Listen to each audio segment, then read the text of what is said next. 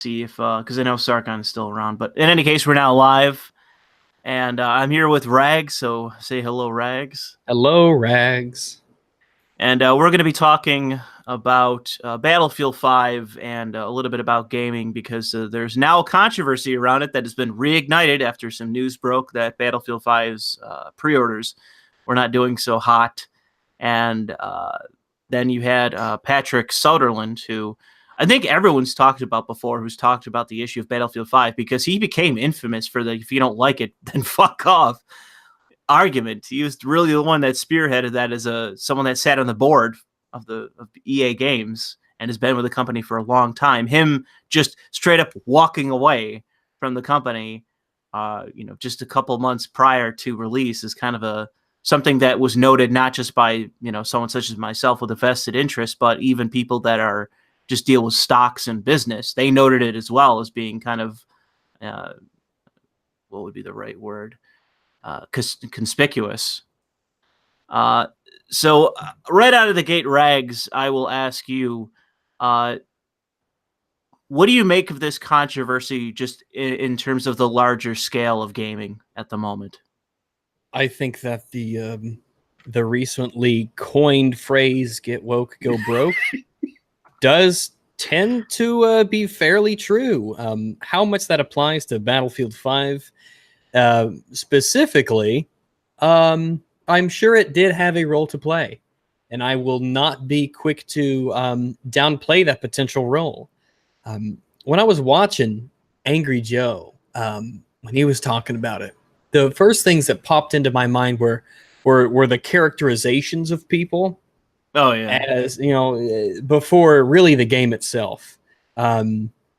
Between his understanding of liberals and conservatives and the painting people as sexists and the way that he used his mannerisms to paint an entire, but really the majority apparently of people was really telling as to his character.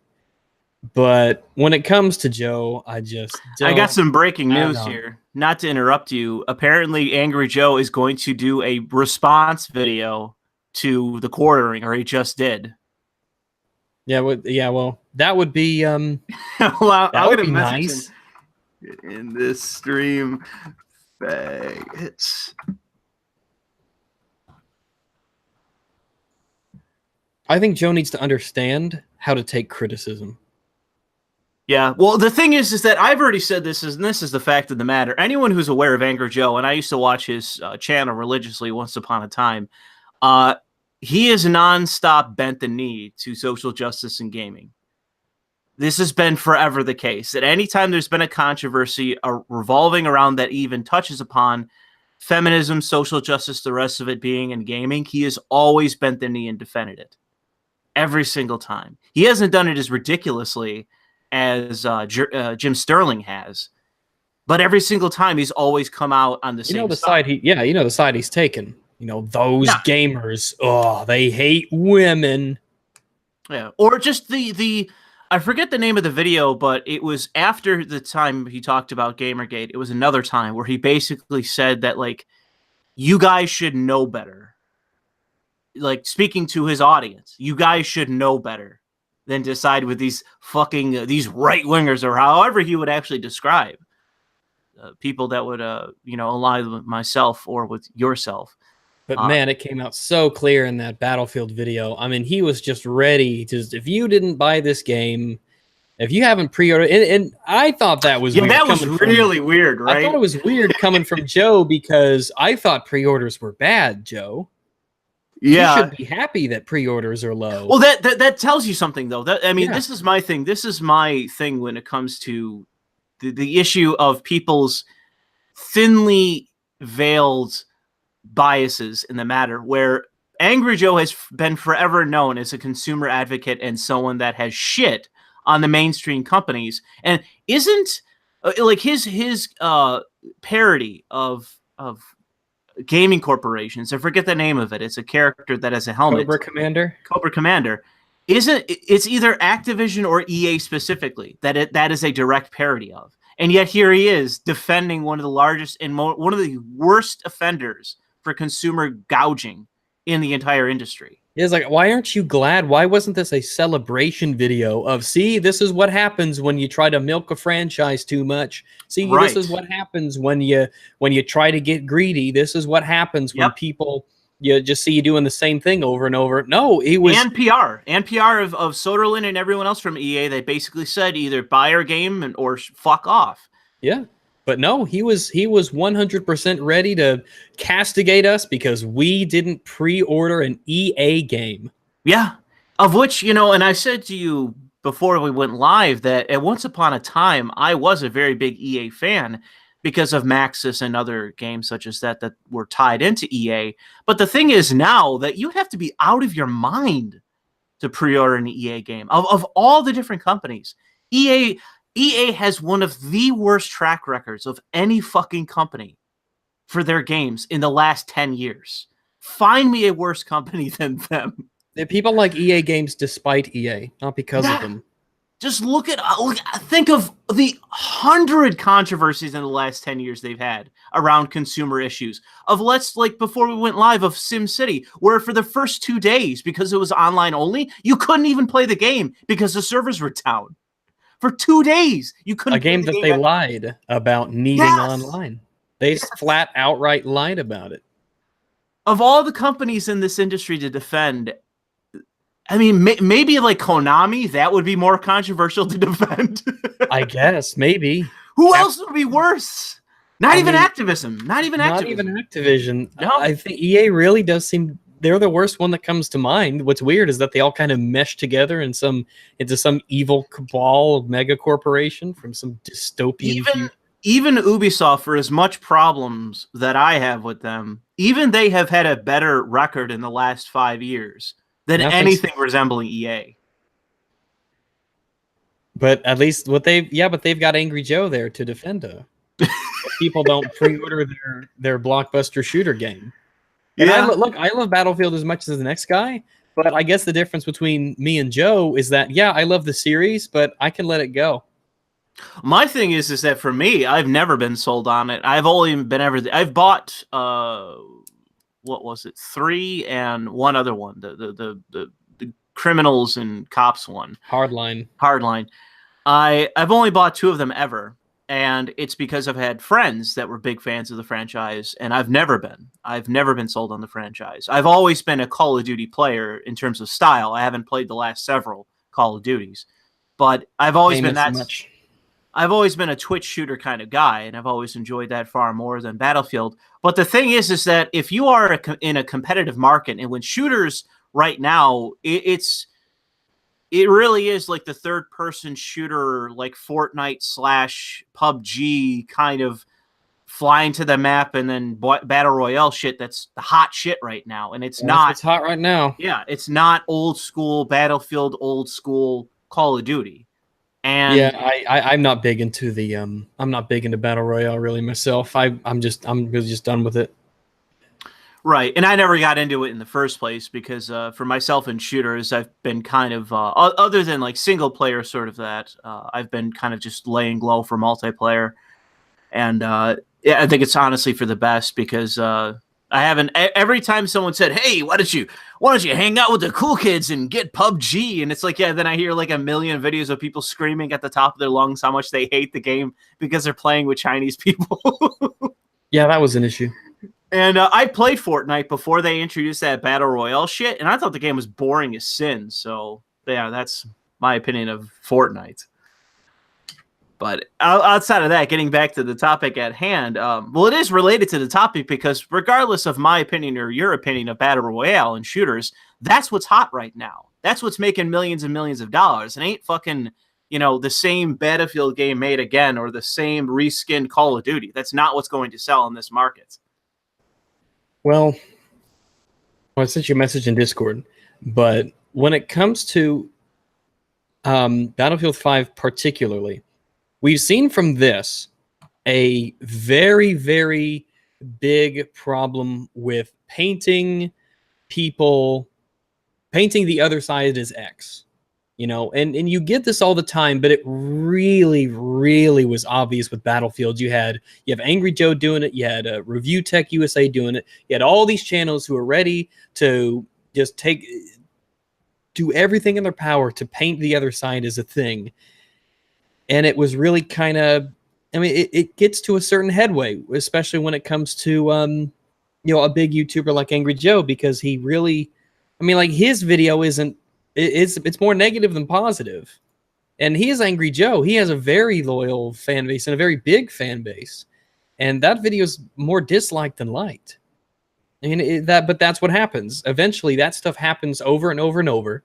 You paint the other side as whatever it is, and you straw man the other side, and you act like a caricature of a human being for long enough, and then people use that as their default argument, and people just, that shit's not going to fly.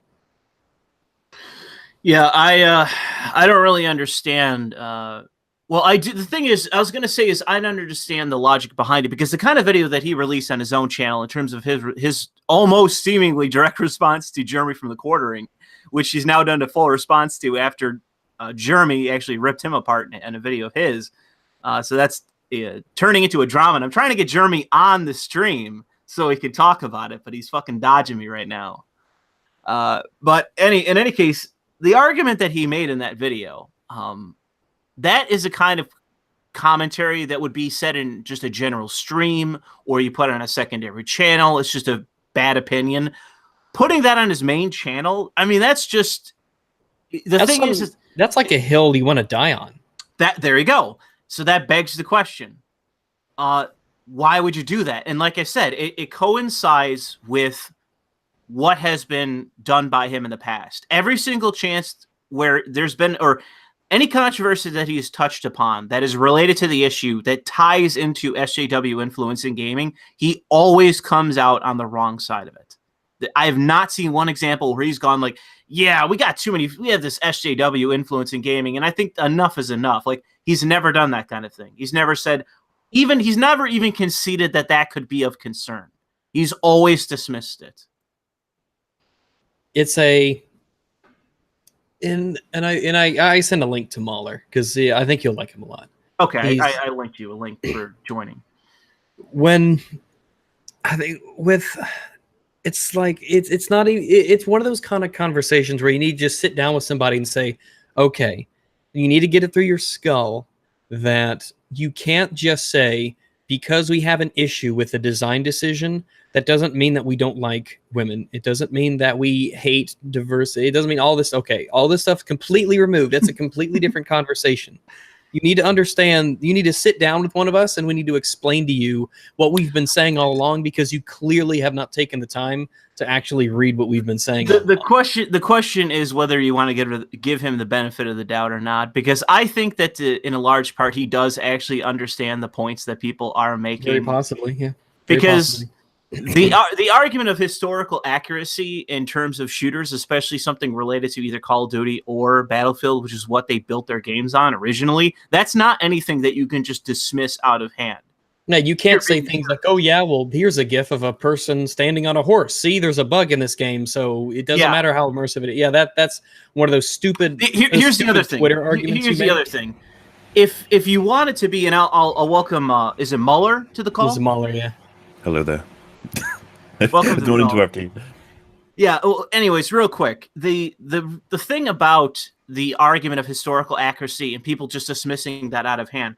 One of the reasons why I wholly object to the influence of, or what I see as progressive influence in gaming, is the writing is never substantive. As I've said constantly, it's just about making the right content. It's not about making good content. So if you want to have representation, diversity, et cetera, in what is arguably a historically accurate game, all you need to do in terms of the narrative is create a reason for why that person is there and just address it.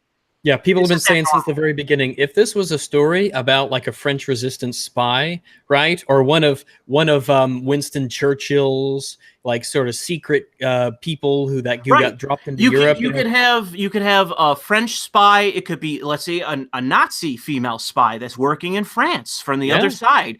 It could be the story of the snipers from Russia that everyone likes to talk about as some kind of, oh, this is equality done right, even though in Russia it's because they're operating from a materialist philosophy where they hold no regard for life, and so they drafted everyone equally to send them to the front to die. Well, the women were sent for, it was mostly for PR reasons. Yeah, it was. But the thing is with, like, all they had to do, and remember, because in Battlefield 1, it's a World War I game, right? It was about the Harlem Hellfighters. Played a big thing for the American side, you know, an all-black battalion regiment. I don't know the precise term. And, you know, they kicked ass in World War I. It makes sense to have them featured in some kind of a role and shown, and they're in the single player and the opening and stuff. It's like no one batted an eye. People were totally fine with that.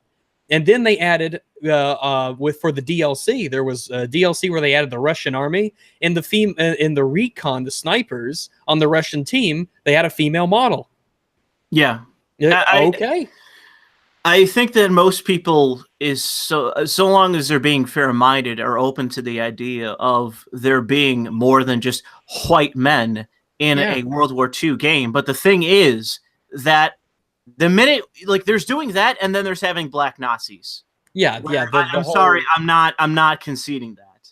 What do you think about the argument that it shouldn't matter because we respawn in video games anyway, which is highly inaccurate compared to real life? Like, that's not historical accuracy. Yeah, what I've done with when I made a video about the Battlefield 5 thing when it came out, and it was really well received. But I had to do this when Battlefield 1 came out. I had to distinguish between the difference of historical accuracy, realism, and immersion. Yes. The way that you balance, the way that you explain that to people is, remember, you are playing a game where players will reincarnate spontaneously and rejoin a battle over and over. But every single game does this, and we as players accept that this is a cost to realism as a way for us to continue playing the game. Do they tend to justify it in these games, from what I remember, is that you're not necessarily playing the same soldier. You continue your, like, loadouts and stuff, but it could be written off as saying, yeah, now you're playing. It depends on the game. Yeah, sometimes they'll say, like, you've lost a reinforcement ticket or things of that nature. And it's easier to do in some games than others, like Battlefront and stuff, where, like, there's so many of the soldiers look the same, where you're just one of many. But really, people have seen respawning in a game is normal. Games where you do not respawn in a match are the exceptions to the rule generally. People accept this without a second thought. Oh, my character died. Don't worry, I will magically resurrect and come back to life to join the fight once again. People wouldn't have a problem with that. But if you were to say, all right, here's a World War II game, here's the option to play as a woman, and now you have potentially the majority of soldiers on this World War II battlefield as women, that is an immersion killer. Yeah. So in Battlefield, hard to grasp for so many people. Well, that people don't want to grasp it. Another example would be in Battlefield 1. There are experimental weapons, right? That you can choose as part of your loadout. You had submachine guns like the Rib Royales or whatever it's called, the Rib Royales, for which none exist today, by the way. You had things like the Hellriegel SMG, stuff like that. What they do is they say, this was a gun that existed at one point during this time. It wasn't mass deployed to troops, or maybe it was experimental, but it was period accurate. It is extremely believable. And most people, if they see it, wouldn't be able to say this was experimental and it wasn't widely issued, but it is period specific. It fits in with the theme, and it is instantly believable at face value. That would be another example of it. But these arguments are very clear and very concisely presented, but people don't want to hear them. People don't want to be put under there's a set of people out there, they want to think that there's a bunch of sexists who hate women. Right? Like the first comment, because you had Angry Joe who made his tweet about how I'm making a response to the quartering. And the first damn response to the video is they might have fucking taken it down. Oh yeah, like I said, be careful. You let them rent space in your head and they'll never leave. Alt-right's just a bunch of neo-Nazi trolls that show fear towards others they don't understand anyway. Instant knee-jerk jump towards they're Nazis, they're alt-right, and you see this with, they're sexist, they don't like women, they hate... First off, the idea that gamers... I was actually talking to somebody else in a private call earlier today about this same thing. Why would a gamer not want a woman in the game? Men want to fuck women. Men love to play video games. of course we want women. Yeah. It's always the thing is though. I think that it's just an unspoken thing at this point that people know that if these things are going to be implemented into games, such as let's say representation or the idea that there's more than just whites fighting in the Eastern Theater, you know, but whenever it's done, it's only done from the perspective of checking a box, no context, fuck immersion, fuck anything that has to deal with the fact that this is actually supposed to be based in historical period.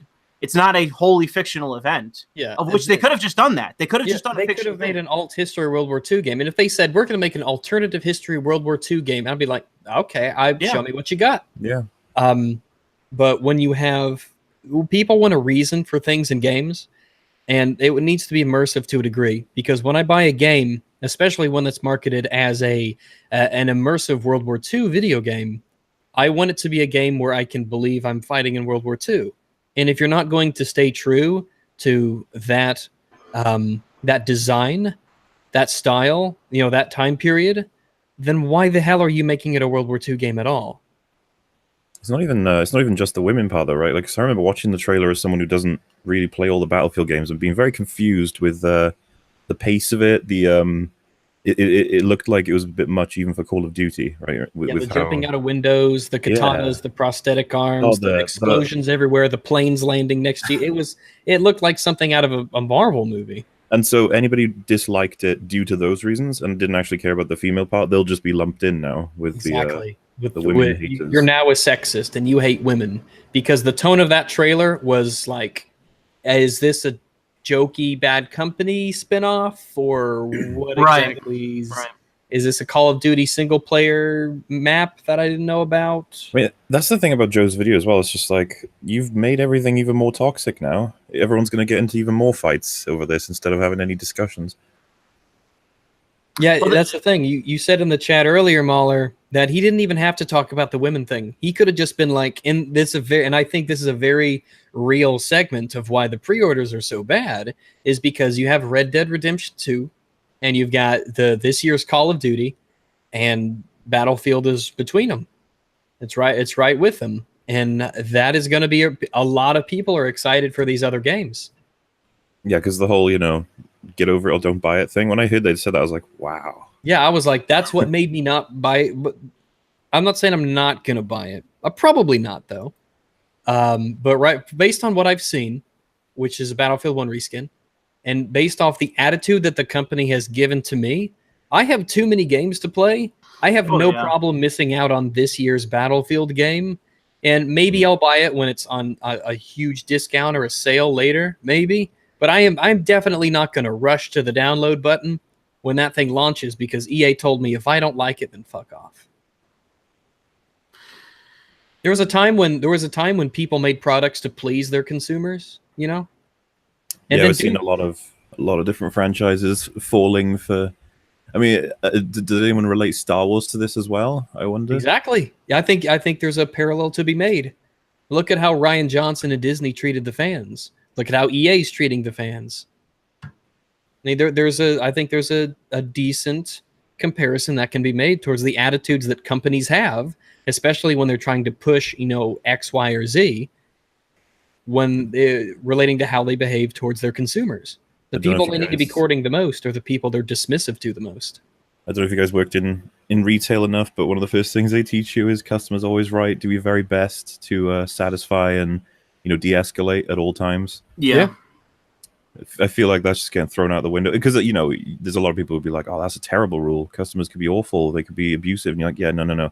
The principle is that you are better off as long as they are happy because they'll pay you money, and it's a company. We're trying to make money."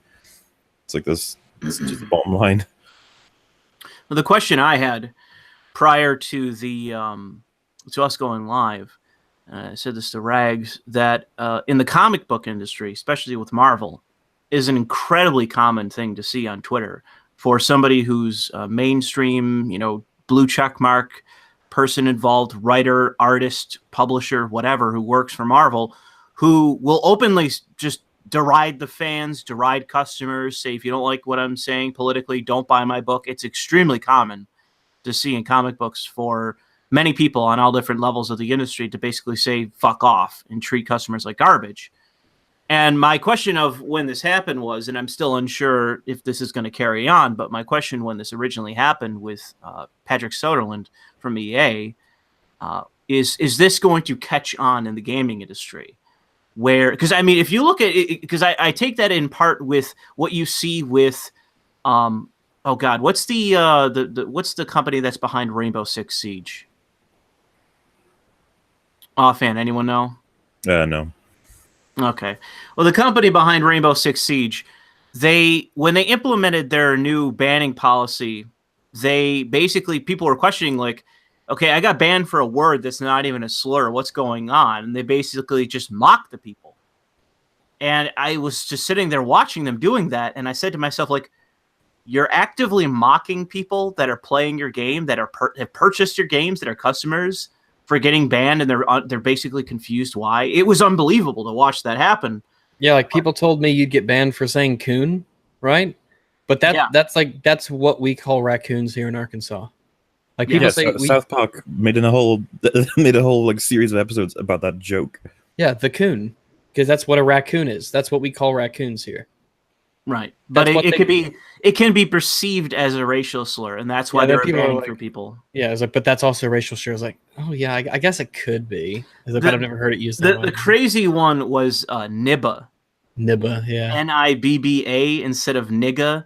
They were banning people for saying nibba, and somebody went on Twitter, and this is like, I saw this tweet sent around where the guy goes like, this wasn't even a slur, and the person basically just responded, working as intended. And it's like, you think you're being pithy and smart, but this is somebody who bought your fucking game, who plays your fucking game. Like you've created new words to ban because they have similarities to other words. Like people don't call each other nibba to make fun of their skin. You do realize why they did that and where that comes from, right?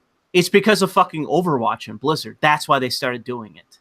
Because of their crazy ass draconian system. People will just invent new words because all words are invented. And they will continue to be invented. And if you want to push that along, you can do that if you want. People aren't going to stop. And then it'll be hilarious to ask them what their principle for banning words is, because then whatever they write, it'll just be completely hypocritical. Oh, yeah. I mean, the thing with Blizzard is that I think is probably the worst example of anyone, because I had an article from IGN where they talked about it, but they basically realized in the game that there's so much you can be banned for that basically you have to now speak in code. It's like you have people speaking in code in a fucking game. Like, it's just ridiculous. But that's my whole thing of like, I really do think that a decent portion of the industry is just in a really bad state of mind at the moment. And people are saying that Ubisoft is the company that's actually behind, that's the publisher behind Rainbow Six, not the actual company behind it. It's the company that made that decision. But in either case, it's just a bad decision to make, because in an industry now where increasingly foreign markets are having a play in the industry, it just seems ridiculous to me that there's so many different companies, separate entities, basically just doing everything in their power to push away people that are not only potential customers, but active customers, bought the game. Like, it doesn't make any sense to me why you'd go out of your way to push them away, other than, in my opinion, for ideological brownie points. I think that's a lot to do with a decent portion of why people are doing this and lashing out in this way and censoring people. It's because, like, to anyone that is in any way sensuous or at least fair-minded, if you say nigger in a video game, who cares? Who cares? What does it matter? No one cares. Like, no one gives a shit. You know, but the thing is that, like, there is a certain group that does care if you say the word nigger. And it's not black people walking on the streets, that's for sure, if you've ever interacted with them. It's people that are white that live typically in urban settings, often on the West Coast. People who are offended on the behalf of others. Yes. And those people have a vested interest in doing what they do, which is pushing their politics onto everyone. And if you aren't following them, if you aren't, in fact, a progressive yourself, then they will instruct you to become one. That is what I've found to be the case. That's why I refer to these people as totalitarians, because by all appearances they are. And the system that they've implemented in Overwatch is a totalitarian system where they're going as far as monitoring your activities when you're not even anywhere near the game. It's draconian and ridiculous. But the thing is that, in my opinion, that seems to be something that isn't dying down. That seems to be something that is increasingly prevalent. I think we're about to we're starting to see this weird kind of, like, you look at Doom, you know. Oh, absolutely. Look at Doom. People, and Doom's not the first to do it, but they're really what's popular, what's in the news right now. They're doing the whole Jordan Peterson thing. They're like, I'm monetizing SJWs. Yeah. Because they know that SJWs they're not going to buy your game. Yes. They don't buy your games. So it makes the people who would buy your game, who are sick of this PC stuff, it will encourage them to buy your game. Yes, and it creates positive buzz around your game. Whoever made that decision to include that shit, as frivolous as it was in terms of the overall game, very smart marketing, in my opinion. Yeah, the fact that so many people whinged about it was just building up a reason for people to make videos. It was building up a reason for people to spread the word. Yep. It's a smart move. Whoever made that decision, and oh god, who is it that owns Doom? Bethesda publishes it, right? And Yes. it's developed by, which is odd because Bethesda has been awfully PC in the past, especially with how a lot of them treated the whole Jessica Price thing. Yeah, they've been definitely what would be the word, backsliding pretty badly. It's software, man. It's software. It's software. That's it. Yeah. But man, I mean, like I obviously I have to go off of a guesstimate off the top of my head, but I'd say the majority of the time that I heard about Doom Eternal was because of those lines and people talking about either the backlash that the SJWs gave from it, or people saying, hey, you got to check out this game. They did this funny stuff with these lines. I think over half of the times I heard about Doom Eternal, it was in that context. Well, the brilliant move that they made was that it wasn't just a ramrodding of politics from another side. It was mocking. Yeah, it was background. It was basically flavor text, you know. Yeah. No, and it didn't get in the way of the game. It didn't block anything out. It didn't shoehorn anything in. It's just some dialogue in the background. You know, we didn't make this character and push them into the narrative, or we didn't do that. No, it's nice and subtle. It added this great kind of tongue-in-cheek humor to a game where it fits in perfectly. And not sanitizing the game, which is another thing that you see from the other perspective. Is a dulling down, not a dumbing down, a dulling down of the content. That's actually one of the things that you saw with oh man, I'm so bad on names, but the company that owned or created Saints Row. We've all got Google. Yeah. They over the span of their games, they dulled them down to such an extent that in the most recent one, that the game that they made about spies or whatever, that goofy game they made about spies, it bombed. It completely bombed, not just in the ratings, but in terms of sales. And now they're up shit's creek.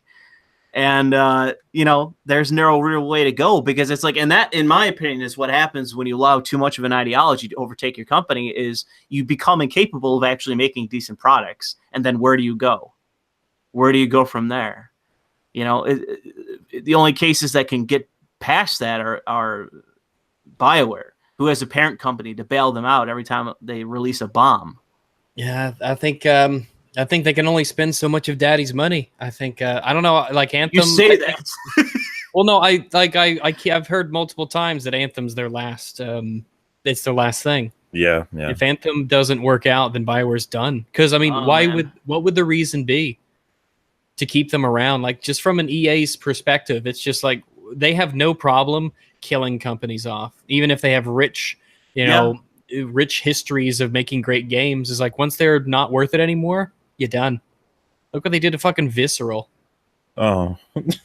I know I have to bring it up, but that's EA. That's the nature of EA. That's the nature of the people that Angry Joe was happy to make videos bitching about. We didn't pre-order this EA game. By the way, EA killed Visceral. God, what the hell were they thinking with Dead Space 3? Do you guys like? Have you played it? It like begins. I'm a huge Dead Space fan. When I'm pissed, I get John pissed. McClane, and they're like, "You got to get back into the business," and he's like, "God damn, this again! I'm too old for this shit." And then like gets his little plasma cutter, which, by the way, in the first game, it was like you had to have it because you were an engineer and you've just repurposed it into a weapon.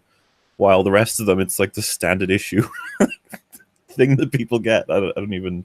Dead Space 1 and 2 are games that I'll recommend. They're oldies and goldies. I'll recommend it and recommend them to anybody. I mean, they're up there with the Resident Evil 4s and BioShocks. It's like they're older, but play them. They hold up. They're so good. You gotta play Dead Space 1 and 2. And it's so sad to know that this is the company that a guy who's so, and that's the thing I was telling Louis earlier. It was like, Joe, shouldn't you be glad that people aren't pre-ordering EA's bullshit? Like, shouldn't this be a celebration video? Well, actually, I said that in the comments. I think that he would be, but he values the issue of sexism above it. So he's like, yeah, I think you're right. The consumer issue is one thing, but people being sexist, that's well above. That's more of a problem. It's so weird. It's so weird. Like, how did he think that people were going to react? Like that, because he was just unhinged. He wasn't thinking. Let's see. What would be the word? The possession, like ideological possession. That's what drove him to do it. Yeah, it's like he's like, even EA can be an ally if they're trying to. Like, even EA can be a good ally. For women. Man, you gotta remember he might be in a bubble though. Like.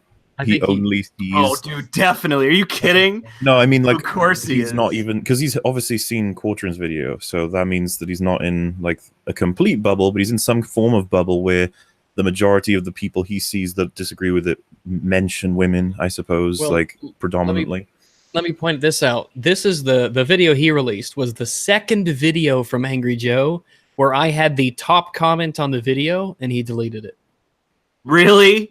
Well, yeah, he didn't help himself. He said, "I don't delete it, but my mods might have." Yeah, he basically said, "Oh, I don't delete videos." Wasn't there a tweet going around that basically said that he did delete comments and then he deleted somebody's comments? I thought. Wasn't that in Quartering's video? His response. I haven't seen it yet because I was eating. Yeah. I think he caught him actually. Deleting somebody's tweet or comment and saying as much, saying he deleted it. It's funny we say all this because I was checking like the top comments, which by the way, he's getting shredded in his comment section. Yeah, there's 3 references to Mundane Matt. Jeez. Well, yeah, I saw those references too. It's a complete abandonment of principles for some sort of a short-term bit of catharsis. Yeah. Honestly, I mean, it's like I said, it's the kind of video that I can imagine, like you're pissed about, you don't like the response, so you upload your bad take to your secondary channel. It's like you upload that to your main channel. It's like, I don't know, maybe if I want to give him the benefit of the doubt, he's, fishing for a controversy. I'd love to speak to him about it, just to like calm him down, because he's clearly just gone one end of the scale completely. Yeah, he's too emotional. He's not thinking straight. I don't think it would be worth it. I mean, obviously, it'd be worth it just to have him on for my own channel's sake. But in terms of actually accomplishing anything, it's never gonna fucking happen. I don't bother trying to convert minds that are so deep into it, especially for years and years on end. The thing is that there are people that basically have their come to Jesus moment where they realize, like, I'm shilling for an ideology and I look pathetic in doing so. I really need to figure my shit out.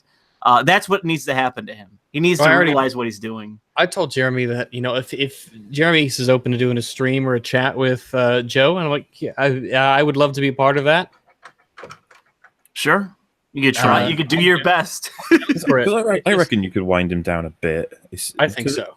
I think I can't remember if I sent it to Rags or not, but I was like, this seems like a clash of a game. I know how this sounds, but like a gamer, a game critic moving into a political discussion almost, and just having not much of a, I don't know how to put it, like a bearing on the situation. He hasn't looked into it enough. He's just sort of come into it with one idea and blasted off about it. If you want to give him the benefit of the doubt, maybe, but I don't.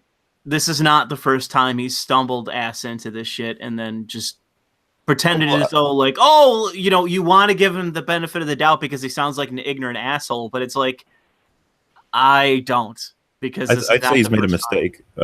Absolutely.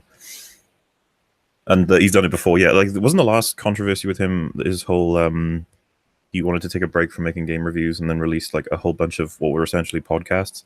Yeah, that was the other video that he deleted my top comment on, because he was basically making like a respond to criticism video, and I had, you know, given him some harsh but honest advice that he needed to listen to, and it became the top comment, and my comment was deleted as well as a bunch of other comments that were in support of me, and on my old Twitter account I had, you know, said something about it, but Jesus, it's like he needs that's what he needs. He needs to sit down with somebody and have a discussion, because I don't think I think he has put himself in a position where he doesn't get those.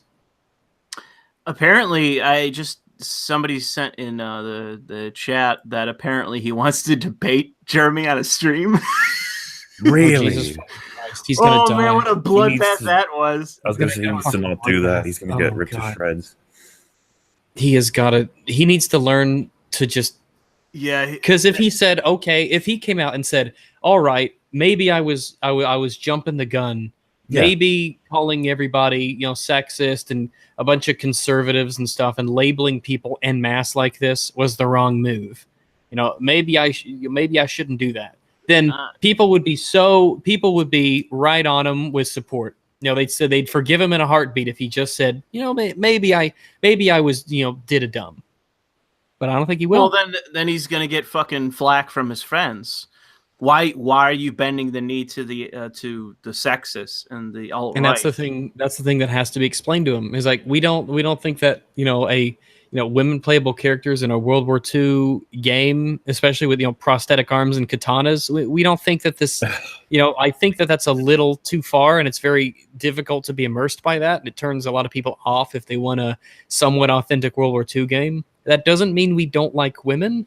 Look to games like Tomb Raider and stuff, you know, Metroid and all that. Clearly, we have no problem with women characters at all. It's how they're in the game, you know. And just to say that we're sexist, I mean, that's a pretty damning thing to call people sexist. Again, getting back to the benefit of the doubt question, in my mind, it's like, yeah, if this is 2012, 2013, 2014, maybe I would be willing to offer or to extend somebody that benefit of the doubt. But here we are years and years later where this rhetoric is just commonplace. And it's like the whole thing of like just like knee-jerk reacting and calling somebody that name, you fucking know what you're doing. When he said like red hat MAGA wearing people, I was like, oh no, Joe, stop, don't do that. He knows what he's fucking saying. I'm not like I'm willing to give him the benefit of the doubt in being a decent enough person to have a stream with, let's say, like Germany and discuss it. But the thing is, as it relates to the rhetoric he's specifically using, I am not giving him the benefit of that doubt. I think he knows exactly what he's fucking saying. Well, remember what Joe did on election night? He fucking exploded when Trump won the election. He fucking went on some unhinged, just he exploded. Yeah. I think Jeremy said that in his response too, that the election was 2 years ago. You need to get over it. I laughed when he said that. I was like, yeah, there's a lot of fucking. I mean, he may be just another Trump deranged syndrome, victim, a victim of Trump deranged syndrome that needs to go to his therapist and let out his anxiety. So, is the theory then that you think that he created this to hopefully jump on a hot take sort of thing? No, I don't think he's doing it because it's a hot take. I don't think he realizes this. I don't think he realizes that.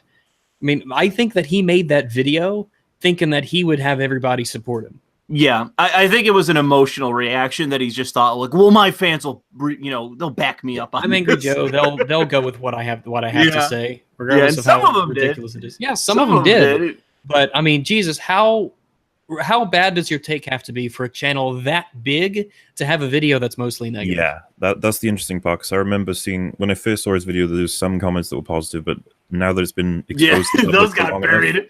It's buried, yeah. They're all negative now. Those got buried after the first hour. Yeah, and they weren't even that positive, really. They were just No. like, yeah, maybe. They I were love like, you, maybe Joe. not. It's like, yeah, you could do it, Joe. It's like nothing that actually has to do with anything. Oh, man. One of the comments says that he complained about fully automatic guns being in Battlefront 1 because of historical inaccuracy. Was he one of Apparently. those? Did he say that? That's what the comment says. I could believe it. There was a Twitter. I had a Twitter exchange with somebody who was getting demolished. But they had said, "Oh yeah, well, how come people aren't upset about the suits of armor and prevalence of machine guns in a World War I game?" And I said, "People are, first off, but that's still more accurate to real life than a bunch of women with prosthetic arms and katanas running around." I played the beta. I'm trying to remember whether it was for the Call of Duty or the last Call of Duty World War II. Actually, it might have been Call of Duty World War II. Now that I think of it, I played that game. I think I bought that. No, I didn't. I played the beta. I played the beta. It was fine. Well, the thing I couldn't stand about it was, or maybe I'm confusing that with Battlefield World War One. It's not going. Not a good anecdote. What I couldn't stand about it. I think it was World War One. I couldn't stand it. There was just automatic weapons everywhere. It's like, yo, this is World War One. What the fuck is this? Yeah. There's definitely a prevalence. It plays like a World War II game, but it looks like a World War One game, and the weapons are. I mean, if you imagine it like the very, very latest time period of 1918. Like moments before the war ended, and you're like, yeah, you can kind of stretch it a little bit, but still, it definitely plays like a World War II game. Well, I mean, it's not a bad game. It's a good game. It's just it doesn't feel like a World War I game. It feels like a World War II game. When they first said they were making a World War I game, a friend of mine who's big into history was just like, well, that's going to be a boring game.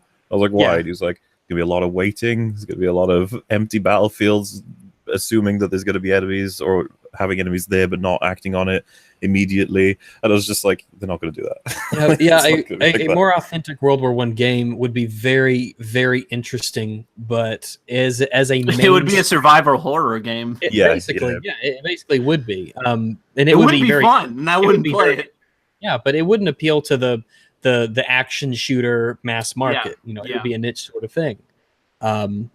Most of the casualties of World War I were from shrapnel, not machine gun fire and stuff like that. It's just different. But it could work. Just not as a. I mean, for what they created, it was fine. But it's a World War I looking game that plays like a World War II game. Every sniper's got scopes and stuff like that. And you're like, it's this.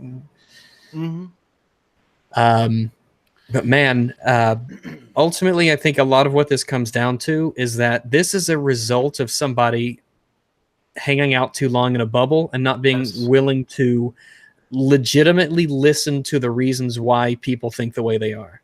Yeah, maybe it would bequeath Joe, however we say it, to sit down with a fucking right-wing MAGA hat wearing dude and just talk about politics to, again, alleviate his anxiety about an election that happened 2 years ago. It's just amazing to see somebody see that, or to raise that as like a criticism of like, this is a left versus right issue, and it's like assuming he's not being disingenuous. And if I'm gonna give him the benefit of the doubt in that regard, maybe I won't say that he's being too, cynical in terms of dichotomizing it between left and right. But in that case, like if you have a problem with somebody on the right, so to say, sit down with them. Like, that's the only way you're going to be able to come to terms with your disagreement. And if it isn't something that you're willing to concede, then you have to then make the argument for why you're not going to concede it. And he doesn't do that at all. He just dismisses the entire issue. And it's just like, well, you can dismiss it all you want. Doesn't mean the game's going to fucking sell. And one of the things, too, is that if, like, Angry Joe is quick to... If Angry Joe is that quick to say that people who didn't like it are a bunch of MAGA hat wearing conservatives, you put on a Make America Great Again hat, and there are people who legitimately think, oh, you're a white supremacist. Yeah, I bought a MAGA hat in Trump Tower, and I was walking around New York City, and I said to myself, should I wear it? And I just decided no. Because I didn't know what was going to fucking happen. Because I've heard all sorts of fucking stories of people being on college campuses or people being out in LA or in California or in New York City and getting attacked. And it's like, Yeah, all right, I guess I'm not I fucking. wouldn't And I didn't even recommend vote for him. Yeah, that's the thing. I wouldn't recommend wearing one of them just because of the fact that someone could hit you. It's like, best not. Yeah, like there's an entire political movement out there who says it not only is all right, but it is virtuous. Yes, to hit political people. violence is virtuous. Yes. Oh well, that's just the whole. How do we allow I mean, just ourselves? look. to I mean, abuse speaking people? of Jeremy, look what just happened to Jeremy. Yeah, Jeremy He got wasn't even fucking wearing a assaulted mag at tag. Gen Got some fucking lunatic cocksucker running up behind him, bashing him in the back of the head at 2 a.m. Just because, like, and the reason why was because he didn't agree with Anita Sarkeesian. That is literally why that guy did it. It's How insane. fucking crazy is that? It's insane. I've got an article lined up after because I'm going to do this Joe thing. I had another thing I was working on. I'm doing the Joe thing though. But yeah, when it I know you're going to be rubbing your hands together because you're going to get a lot of views out of that one. Because it's not only going to be a lot of views and it's drama, but it's something you could just. It's an argument I know you can win. Just it's so sleeping easy. into it. Yeah, it's just like how do you? It's like one of those. How do I even frame it? Yeah. He lost the second he referenced people who've made the problem about more than women. As soon as he was like, "These are the people who are doing it," and it's like, "Yep, there's a lot of people in like all the thumbnails and stuff." It's like they're not the only problem is. So he's already lost it for himself. But if he's doubling down, especially, I can't wait for his response to the quartering because this could be, a digging your own grave massively sort of moment. Well, the question is whether does he become more serious or does he become perturb Pablo? Does he fucking spurg out in an egotistic manner and lash out? Oh yeah, you might do that because I'm thinking like, oh, there's a chance where he might go, okay, I think there's a point here, and I may have, and you could do that. Yeah, you could walk it back, but it's just a question of does he walk it back, which in my opinion is the smart thing to do. Not just the right thing, but the smart thing. But he has a history of fucking spurging out, so it's like.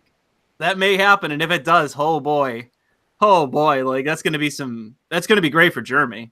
It's just one of those things where his channel's been growing like crazy. It's just like, oh, now you got another drama where you're easily the victor.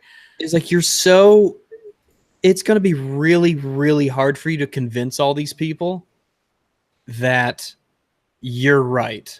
Oh yeah, especially now when you made it. I mean, for that video, and Jeremy said it, for the first 10 minutes, he was completely fucking disingenuous. Completely. And it's like, not only are you wrong, which is one thing, you're wrong, but people correct you. You're not going to get, 20,000 thumbs down because you're incorrect. People will correct you in the comments section. If you're wrong, but you try and justify it and you point to things and you're like, he actually believes this, he's just wrong, that's one thing. But there's an attempt's not even being made here. No, he's dismissing the other side in its entirety, and in doing so, basically trying to not just dismiss people, but dichotomize them and make this just address something that, in the case of, it is in essence political in terms of what's being done here. But it's not dichotomized between MAGA hat wearers and your stock liberal, quote unquote. That's not what this is about. This is about progressives that have infiltrated the gaming industry that are now calling the shots in the publications of these games. And then people reacting to that negatively saying, why are you forcing this shit into these products? And then someone coming back and saying, oh, this is politicized. This is politicized. Why are you politicizing this game, you MAGA hat wearers? I really wish he hadn't said that. It just makes it so much harder to see his point of view as reasonable.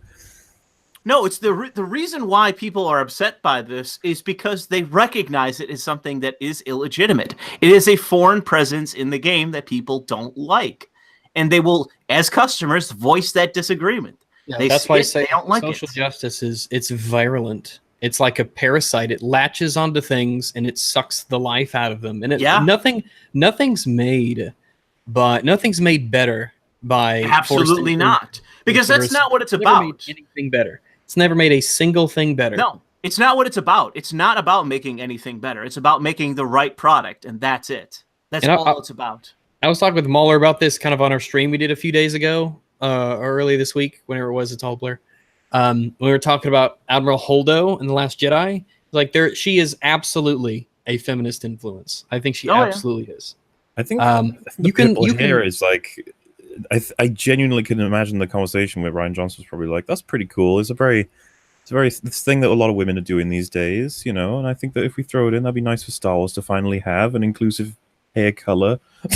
Yeah, like there are in movie reasons why her character is terrible, but he's like, I'll go out and be the one to say that she is an absolute result of his feminist views, and a lot of the way she acts and the way that she looks. Like that. She's forced because we already had Leia. Leia could have been in her position throughout the whole film. She didn't need to exist. Very forced. It's the difference between, in my opinion, an established character and then one that's ultimately an ideological self-insert. Where I remember watching the movie and watching, what is it, Hodo? What's Holdo? Holdo. Yeah. And the character is a terrible leader, an absolutely god-awful leader. Yeah. And the thing is, too, is like when you look at all of the examples of, women and minorities and stuff in games, right? People don't have a problem with them if they're there for some kind of a reason or if they're believable. Like remember in Battlefield 3, the assault class, the medic class for the Americans was a black guy, and nobody batted an eye because there's nothing unusual with that at all. Right, especially in the modern context, you can do whatever you want to with the inclusion of women or black people or anybody. But Battlefield 1 is like 1914 to 1918, the German army was using black snipers. It's like, wait a sec, no. What? No. So, what about this though? Like, so let's just say theoretically, if there was a way, if there's a little machine that could scan humans and it would literally come up with yes or no, and it's about racist or sexist, it would just tell you, and it's definitively, we all believe that it gets the right answers. So if Joe is faced with the idea that he's like, yeah, this is because they don't like women, that's what's going on here in their game or whatever, and he scanned these people and it all came up with not sexist, what does he do then? I don't know. I would say he would disbelieve the machine. You would disbelieve the machine. I mean, you have to look at any kind of ideology to understand that. Like, it doesn't. You can give people facts. It surpasses rationality. It doesn't matter. Yes, it's like a religion. Yes, if you've taken a position based off of irrational, like you've irrationed yourself into a conclusion, like there's no real way for you to be. In my opinion, it's very difficult to rationally get someone out of that position.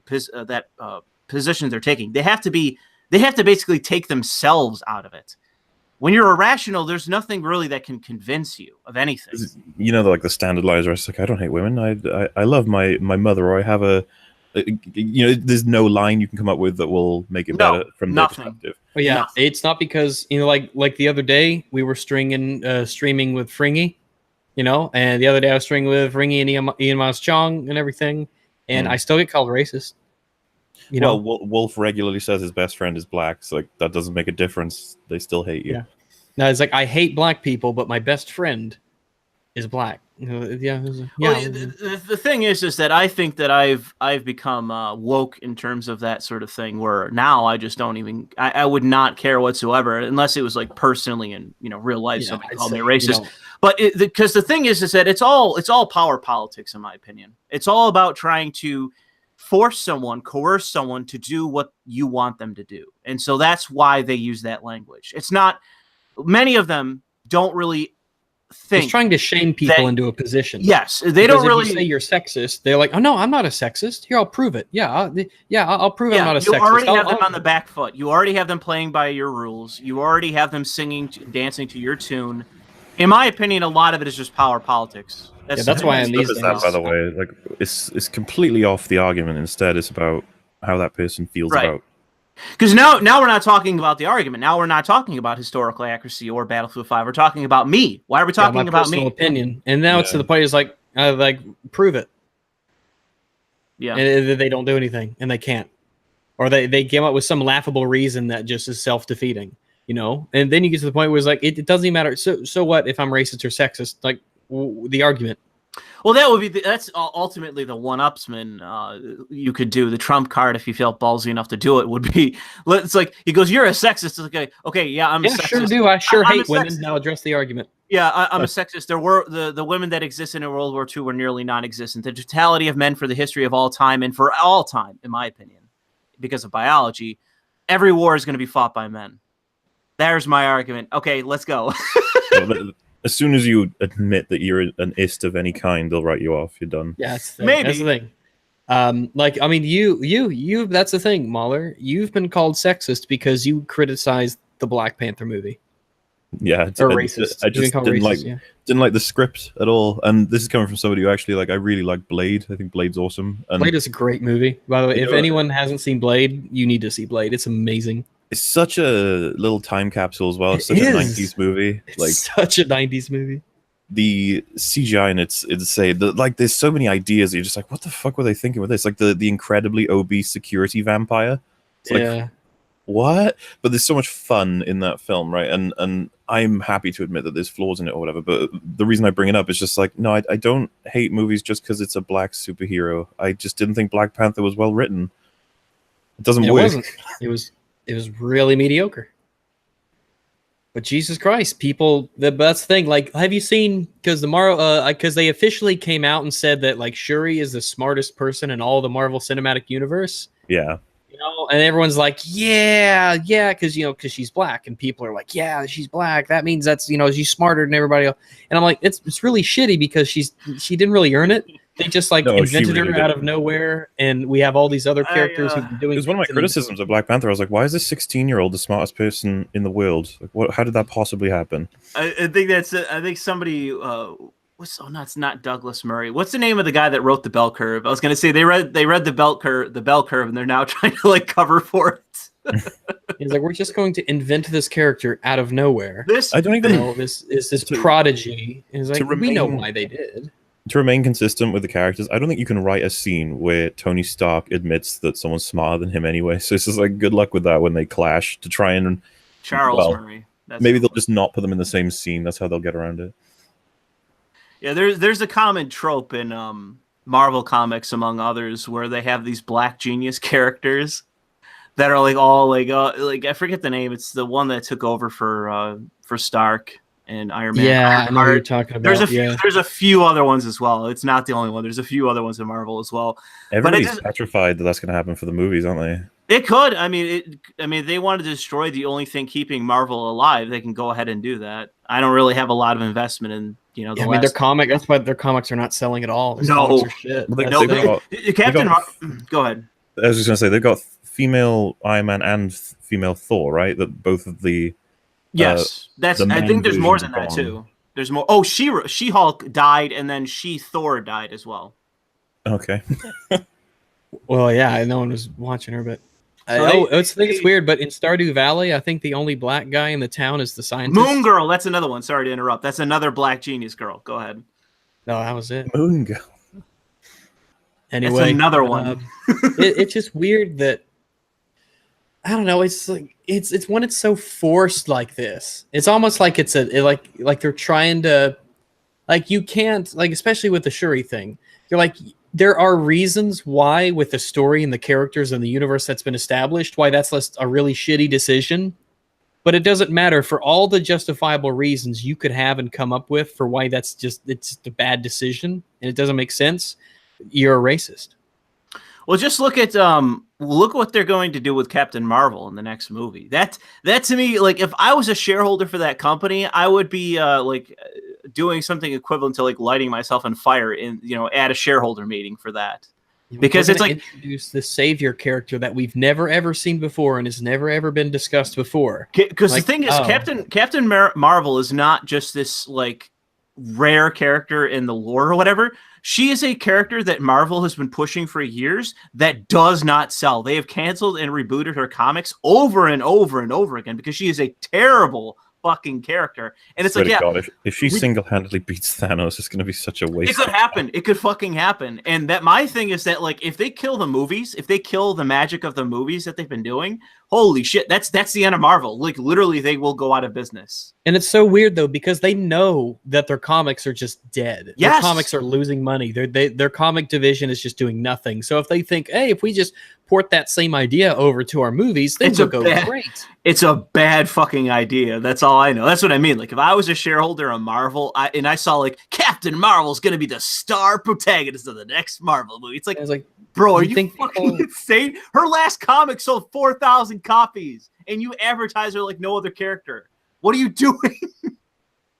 You have characters You got like War Machine and stuff, and you have Black Widow, and you have, I forget the name, the witch character with the red who can make the Scarlet Witch. Yeah, Scarlet Witch. But these are awesome, cool characters too, and nobody bats an eye that they're a minority or a woman. Why haven't they gotten their movies before Captain Marvel got her movie? Yeah, when they're established character, I would love a Scarlet Witch movie because her powers are really cool. And I don't know if they could do a prequel for Scarlett Johansson's character, but like it would be interesting to see how she went from KGB to a SHIELD agent. Yeah, you think anybody would have a problem watching some sexy Scarlett Johansson character just beating up guys and being super athletic and just bouncing off the walls and kicking? People would totally go for that. Look at how look at how she was in Ghost in the Shell. I think she did a great job. You reminded me of how one of the things that Gwendolyn Christie says about Phasma is that she's not sexualized, and that's extremely progressive. And it just makes me wonder. There was no time to sexualize her. Well, I was just like, there's so many women out there that probably disagree with the idea that being sexualized is a bad thing. They'd be like, it's empowering. Look at Bayonetta. But I just don't get it. It's like a weird rule that they. It's it's the difference between, as far as I can tell, it's like the difference between, like, if you're a woman that wants to discuss that, it's the difference between like sex positive versus sex negative. If you're sex negative, then you basically see anything that could be conceivably argued is reasoned around the quote unquote male gaze, or in my opinion, is just upholding any kind of traditional ideal. That should be demolished, and that's wrong. Versus people that basically think that it's okay to be a whore. There's my characterization of two sides. If they have the same sort of approach with, like, whenever you see a Schwarzenegger movie or anyone else, when they just have their shirt off and they're fighting. Oh no, dude, those people are total fucking hypocrites. That's the thing you always find, is that they're always oogling men. They're always there's tons of articles or examples online of people like Salon and HuffPo and all this shit about, oh, stop objectifying women, and then like the next day they're doing an article. Even on IGN they did that, where they were like oogling. Well, it's something IGN does all the time that pisses me off, where it's like, stop objectifying women, you fucking disgusting parasitic gamers. Meanwhile, we're gonna post 1 million articles about cosplayers. Look at this cosplayer's taint. Well, I was thinking about this while I was in the loop. I was thinking, did you see Sargon's response to that creationist cat video on She-Ra? Oh, yeah. As like it's this. I was thinking, I was having my pee thoughts, and I was thinking this whole sex positive, sex negative thing. How is this going to work if they're trying to push real hard for the inclusion of like gay characters? And gay audiences, how is that going to relate to how an audience views a character? Like, how does the male gaze supposed to work when you're also pushing for, gay characters and lesbians and things like that? Is it bad now, or is it no longer bad anymore? It depends on how they do it. The lesbian thing, in my opinion, is someone that likes like Yuri stuff related to like anime or, What's Yuri? Visual novels. It's lesbianism. Oh, okay. It's Japanese for Lily, which is an acronym, or however you'd say it. Not an acronym, but another way of saying lesbianism. Okay. Girls love. So like we have The Last of Us 2, and everyone's freaking out. Everyone's making it. They're making a big deal about how the protagonists are lesbians. I'm like, I don't care. Well, I specifically don't like it, even as someone that would like that content. The reason why I don't like it is because I specifically know it is for ideological reasons. That is why it's there. Because it makes no sense for that to be there. That to be in a fucking zombie trailer. Well, isn't she, she's a lesbian in the first game's DLC, I believe? Yes, they established that in the DLC, but even there, it's like I said, it's something that stands out in what should otherwise be a serious game, and it's not just my opinion. I don't think about it. That's the thing. Like I just don't even think about it. I'm just like, they're two girls kissing. Like, okay. The reason why I think about it is because I know that I used to be a very big BioWare fan, and this is the exact kind of shit I saw before this BioWare as a company died to me. So, and I've had plenty of people that say and I'm not a fan of Naughty Dog at all. I don't like their company. I never have. I don't like their games. My thing is, the reason I talk about it is because, and I've done this ever since I did a video on it, I have people coming to me thanking me for doing that because they don't want to see what happened to fucking BioWare happen to Naughty Dog. And what I'm trying to basically say to them is too late. It's too late because there's been tons of videos of people that are fans of that company that have done videos that said this is fucking ridiculous. This company is getting SJW shit, and they are. And it's destroying them. They're making less quality games. It's affecting their games. And that's why people care. And that's why I care. Because I don't want the whole gaming industry to be just nothing but SJW games that sell 4,000 copies and pretty much everything else is made in Japan. Because I honestly think that there is something to the idea, and I've spoken to this myself on my own channel, but there is something to the idea that you have these different games that are coming to the West, and every single time they come out with another sequel, they sell more and more and more and more. People just go, oh, that's just because Japan is just, man, they're just firing on all cylinders. They're just innovating all this. It's like, no, it's because they're giving people what they want. Yes, they're giving people what they want. They're making decent quality games, and the West, in terms of its fiction, is just ubiquitously failing. It's just stalling out. It's like people want to see sexy female characters. And they could be like passive, they could be strong. It's like, it's not bad that they're sexy. We like to see that. I mean, I don't like to see ugly men either, you know? Yeah. And what's interesting is that I was approached by somebody who said, "Hey, we want to do a debate. Could you take the side of video games don't cause sexism?" And I said, "Yeah, sure. Who exactly is taking the position that they do cause sexism?" And they said, "We're looking for somebody who will debate it." I was just wondering if you're down for it. Happen. And then like days later, they're like, "Yeah, we couldn't find anybody." That's never gonna happen. It goes all the way back to, I remember being like 6-year-old or something. I read something in the my parents were telling me in the paper there was a kid who had killed somebody in America, and it was somehow drawn back to the fact that he'd played Doom. And my parents were like, you know, is this something we should worry about? Because I was playing games at that point, and I was just like, why does that have anything to do with the other thing? It's like, this is not connected. I don't think that we learn how to murder people thanks to playing games, nor do we learn we should hate. You know, I'm sure that there's more to explore there, because there probably is some kind of media that could convince people certain things. Like, I look back on my early gaming days when I was just like a kid, and I was playing on like my dad's old Mac and stuff, the family's old Mac computer, and I would play like Tomb Raider 2 and Tomb Raider Gold, right? And I played these games and I was really young, and I didn't not want to play them because I was playing as a woman. I was just like, wow, Lara Croft's a strong woman, and she's, you know, fit and healthy, and she jumps really far, and she shoots guns at bad guys. And I was just like, okay, that's fine. I have no problem with this at all. I'll reiterate that I was the most impressionable little mind you could imagine. It's not about making more females. It's not really about representation. It's not really about any of the things that they say it's about. It's about creating content that reflects their ideology. That's the entire gist of what they want. It's what it's always been about. And any company that has actually followed through and done what they've asked, there's always been more demanded of them, and their games have suffered as a direct result. Yeah, you'll never satisfy them. No, just look at what's happening with Assassin's Creed, whatever, Odyssey. It's driving me nuts, because it's like I have it direct. If I buy it, it'll be the first Assassin's Creed game that I buy. Honestly, you should give Origins a shot. Yeah, the Egypt one. Yeah, it's pretty good. I really liked it. What I've played, I haven't finished it because there's so fucking much in the game. But I'll But I would recommend Origins. It's so much fucking content for the money, but it's a good little shake up. The reason why is that I've always had a negative view of Assassin's Creed, and with Odyssey being in Greece, I'm very much an ancient Greece aficionado. And then Origins is basically half Egypt, half Greece. Yeah, so you'll really like that. Sure, but my point being is that in Origins, I have heard plenty of people praise that game. The issue is related to Origins is that by all appearances, Ubisoft has bent the knee.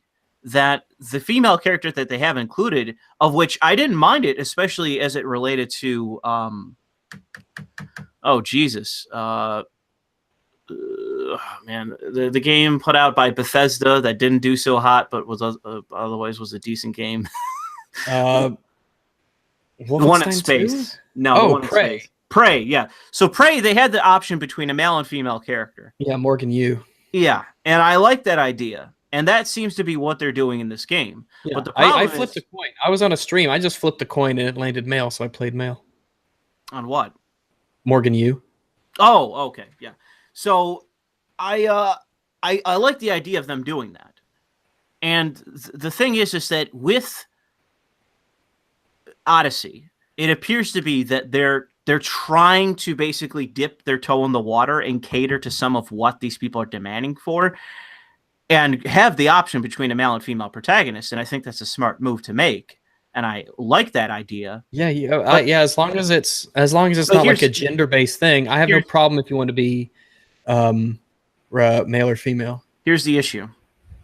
That when they did that, they also created a canon for the game. And this is true. They've created a canon for that game. They're writing a book about it, apparently. And that book is supposed to be the canon. I've seen the people that made the game say as much. Oh, in the book, it's the female character. I forget her name. She is the canon protagonist of that story. Not only that, she is a canon lesbian. Open lesbian in 400 BC Greece. So I see that and I go, this is raising a lot of red flags, guys. What the fuck's up with this? The thing that I have is that it's difficult for me to really put myself into the game shoes a lot of the times when, especially if it's a melee, open combat melee focused game and I'm playing as a woman, because I can just look at the player model and be like, dude, she would get her fucking ass kicked in a second. There's no way that she's pushing around these guys that are twice her size, you know, and that's just how immersion is with me. And the same thing in movies too. That's like when you have movies and the female is very agile and she's like very graceful and she's sliding around and getting like that makes more sense, right? But when she's just out punching and out strengthening these huge guys in front of her, I'm like, come on, that's why like with stealth games, like if I can play like stealth games or shooting games, a lot of the times I'll be like, yeah, it makes more sense that a woman would be in this role because it's not just pure strength based. Unless you're like picking up a body, then it doesn't make too much sense. But yeah. In the case of Odyssey, the reason I bring that up is because and I have to find an article on it if I wanted to cite the whole thing. But what happened is that they did that. They released it to the public. They went to the journos and said, "Love us, please love us. We did what you wanted. Please love us." And that's how I knew that's why they did it, for political reasons. You don't fucking do all that shit and make that the canon and then go, "Please love us. Please give us." It's so fucking weird that they would try to. It's just so fucking weird that they go to these people at all. But like, they did that. Listen to these losers. They did that, and they fucking got all the shit in the world for it. They basically got told it's not good enough. It's not good enough. And I just looked at that and I said, I'm looking forward to buying your game. Like, I want to buy like, I am a customer who's never bought a fucking Assassin's Creed before. Sell me the fucking game. Can't you just do that? Can't you just sell me this fucking game? Why are you going to journalists basically saying, we shoved politics into this game? You're a fucking canon lesbian in 400 BC. As someone who's not even, personally, I like games with lesbianism in it. Why are you doing this and saying to me, don't buy our game. We're catering to SJWs. It's going to suck. Yeah, like remember how Commander Shepard was bisexual? Yes! Because it was totally up to you. Who do you want to have a romance with? It's up to you. There is no canon, character. It's whoever you want, and it's just you. It even created an entirely interesting concept of the issue of the Asari and how they exactly view gender as a monogender alien race. Like, it actually created interesting lore around it. Yeah, it wasn't just but that's the difference. Women. That's the difference between an SJW writer and someone who's not. Yeah, people who give a shit about their games and their lore and their stories. Are you saying the selling point should be the story or in the game the mechanics rather than someone's sexuality? You guys insane? It's just a matter of if you are going to, like, it's the difference between, somebody asked me, like, what is the difference? Because somebody asked me, like Mundane Matt, when I was complaining about The Last of Us 2, called me a homophobe. And really? Most of my Twitter followers who follow my Twitter, and they realize, like, I tweet like Japanese Yuri lesbian shit constantly. Yeah, you do. Yeah. And they were basically saying, like, they're laughing at him, saying, like, you have no fucking idea what you're doing. Like, was this before or after he called you a Soviet propagandist? That was before. Oh, okay, I got you. After Try to keep it his all. hunt Try for to keep it all boulders. straight. I recorded a commentary about what happened to him, and I deleted it because I didn't want to address what happened because I don't want to be mean and pile on him. But I basically, when the day that it happened, when he called me a Soviet propagandist, and even a homophobe, but it was true for the Soviet propagandist, I laughed out loud for like a solid minute when he said that, because it's just the dumbest insult in the world, because of the fact that, just for starters, being someone who's a history buff, or at least the best that I can, Soviet Union hasn't existed since about as long as I've been alive. Since 91? Yes. 91? That would be when I would argue. I People debate between 89, 90, and 91. I say 91. But yeah, I think it was right before I was born, in fact. I was born in 1990. So between the age of 0 and 1, that is when I was a Soviet propagandist. Well, the Soviets, they'll get you while you're young. I'm ex-KGB. I'm a plant. He had it right. I'm ex-KGB. I like the comment in chat that said boulderphobe. Boulderphobe. Well, the point being, in terms of what he said about me being a homophobe, it's like, listen, I'm someone that is more than willing to defend your game having romance in it. Let's say, like, whether it's the style related to Persona 5 or the style related to the original Mass Effect, or let's say the original Dragon Age in terms of BioWare overall. But I'm fine with your game featuring a romance aspect to it. I'm fine with that. But the problem is that when you are going as far to say that we're bringing this back to ancient Greece, this is not an alien setting in space. This is ancient Greece, something that did exist. We're placing this in Sparta versus Athens, which is something that many people, such as myself, very much are interested in. That's the hook, in my opinion, for the game, especially as it relates to, you have Socrates in the game, you're doing missions for Socrates in the game, you got a hook. I'm interested. Sell me the game. And you go, we're also having your character be a canon lesbian. Not like the protagonist is canon in that she is a female in Athens in 400 BC and is an open lesbian. It's just weird that so much emphasis is placed on people's sexuality. Well, that's the thing. The only reason why, and the way they gave themselves away, was by running to the press looking for attention and then getting wholly negative attention in response, was they did it for political reasons. That is why they included it. And the thing is that people can say to me, well, it's whatever. But the thing is, I know that is why they did it. It's the status quo, and that's why they included it in the game. It was politically correct to do so. And the reason I know that is because they included it, they made it canon, then ran off to the press to celebrate that fact. It was and the political. thing is, you don't see a lot of like gay male romances, especially in games, because the vast majority of people who play these games are straight men. Yes, and they don't find that appealing. That does not fucking sell, and that's how you know they're trying to play it both sides. Yeah, but most guys would be like, yeah, I'll play a lesbian character. That's fine with me. Mm-hmm. But they're like, it's just unappealing for them to see gay men, kissing and having sex and all that. And it's not because they're homophobic; it's just unappealing. Yes. Well, it's also the fact that gay people overall, just gays, trans, etc., is 3% of the population. Yeah, they're just outliers. Yeah. As much as I'm more than willing to be open-minded and tolerant and celebrate the idea of gay marriage and gay relationships and monogamy related to that, it's the fact that it is inescapable in terms of the fact that you are a statistical fringe group in society. And the fact that there's so much emphasis around you as a very fringe minority begs the question, logically, why? It's weird because it's never been even something that even occurs to me. I've never said you need to make a character that represents my personal sexuality. It's like that's never even been a thought in my head. It's because you don't have an ideological bias. You're not a totalitarian. That's your problem. It's your problem. It's a problem.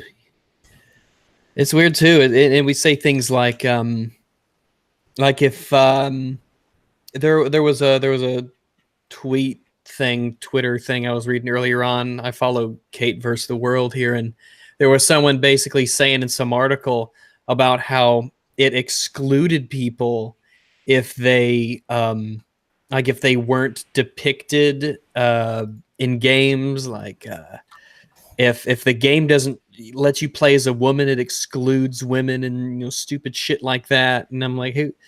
It's like it's so out there. Like I never felt I don't feel excluded if I have to play as a black guy or if I have to play as a woman or anything like that. It's just it doesn't even like just for shits and giggles. My Division character was a black woman just because I was like, oh, let's be a black woman. It's no big deal. But it was like when you draw all this attention to it and make me think about it. Now it's like it's in my head. It's like this sickness in my head when I think about this shit. The thing is about these people, about progressives, really. It's the fact that because of them, like I know a hell of a lot about gender politics and racial politics now. I know a hell of a lot about it now because of them, because they force you to do so. And the more you dig into it, and like I said, the more you find that it's just cynical. It's just power politics. That's what it's all about. It's not really about representation or diversity or anything else. Like there are people that believe that because they're stupid and they're regurgitating somebody else's talking points. That seems to be the case for a lot of people, that they don't even know why they want these things. They just say as much. I found a tweet she made. I just got that. That's what infuriates me. It's how progressives, developers, and feminists, male and female, set us back. They're saying we can't possibly be interested in anything unless there's basically a girl doll to play with in it. It's infuriatingly sexist attitude disguised as woke. I hate it. Well, why don't you, I mean, my way to fix it is why don't you guys take your politics and fuck off? That's how you fix it. But they'll never do that. That's the thing about totalitarians. They'll never go away. Yeah, like how many companies have to get grounded to the dirt until they get the idea? You would basically, the way that I would say, because I've had people ask for prescriptions and how to fix it. It would just be basically you have companies that are outside, like the only ones that aren't affected are so edgy that it's hard to affect them, like Rockstar. They're hard to affect because they're already super edgy and out there.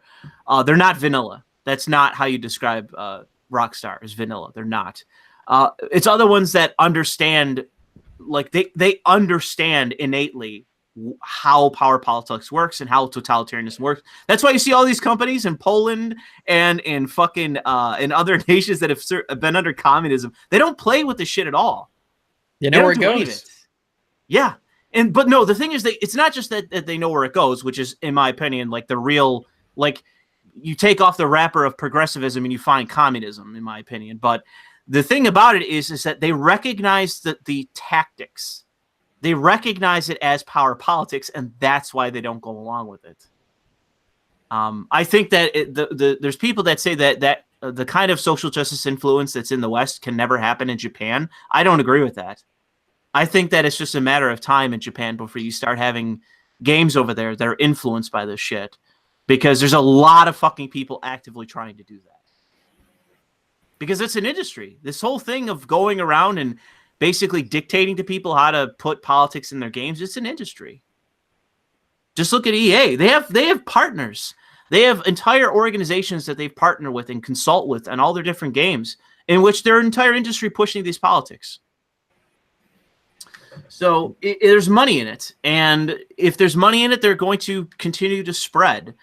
All it requires is basically companies that recognize, that are woke, so to say, on the subject matter. And when they come knocking at the door, hey, I'm here with something to sell you, they just say, not interested, fuck off. And if they call them bigots or whatever, then they don't care. And they just say, you're just cynical actors. We're not interested in your totalitarian politics. And they'll claim that games that are successful despite the social stuff, they'll count that as a victory. Oh yeah. Like they see this game was successful. That means this is what people. They did it with Mass. They did it with Mass Effect and Dragon Age. They did it with them both, and look how that turned out. Look, yeah. Now those are good luck. If you may never see another Dragon Age or Mass Effect game again, you might not. It was so funny. One can only hope. As a former fan, one can only hope. It's a franchise, two franchises I wish would fucking die and stay dead. It looks like Joe just tweeted out that he's considering not even putting up his quartering response. He says, it's almost like I shouldn't put it up at all, as it changes nothing and only kicks up more stupid drama. Oh yeah, I saw that. Yeah. Changes nothing. It should change something, Joe. Well, see now, and now I think now rations.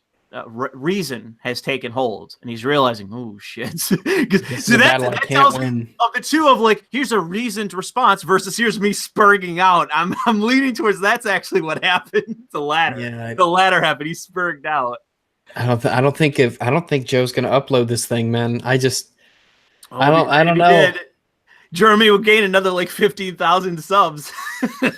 Yeah, this can only end well for quartering. Yeah. Oh man.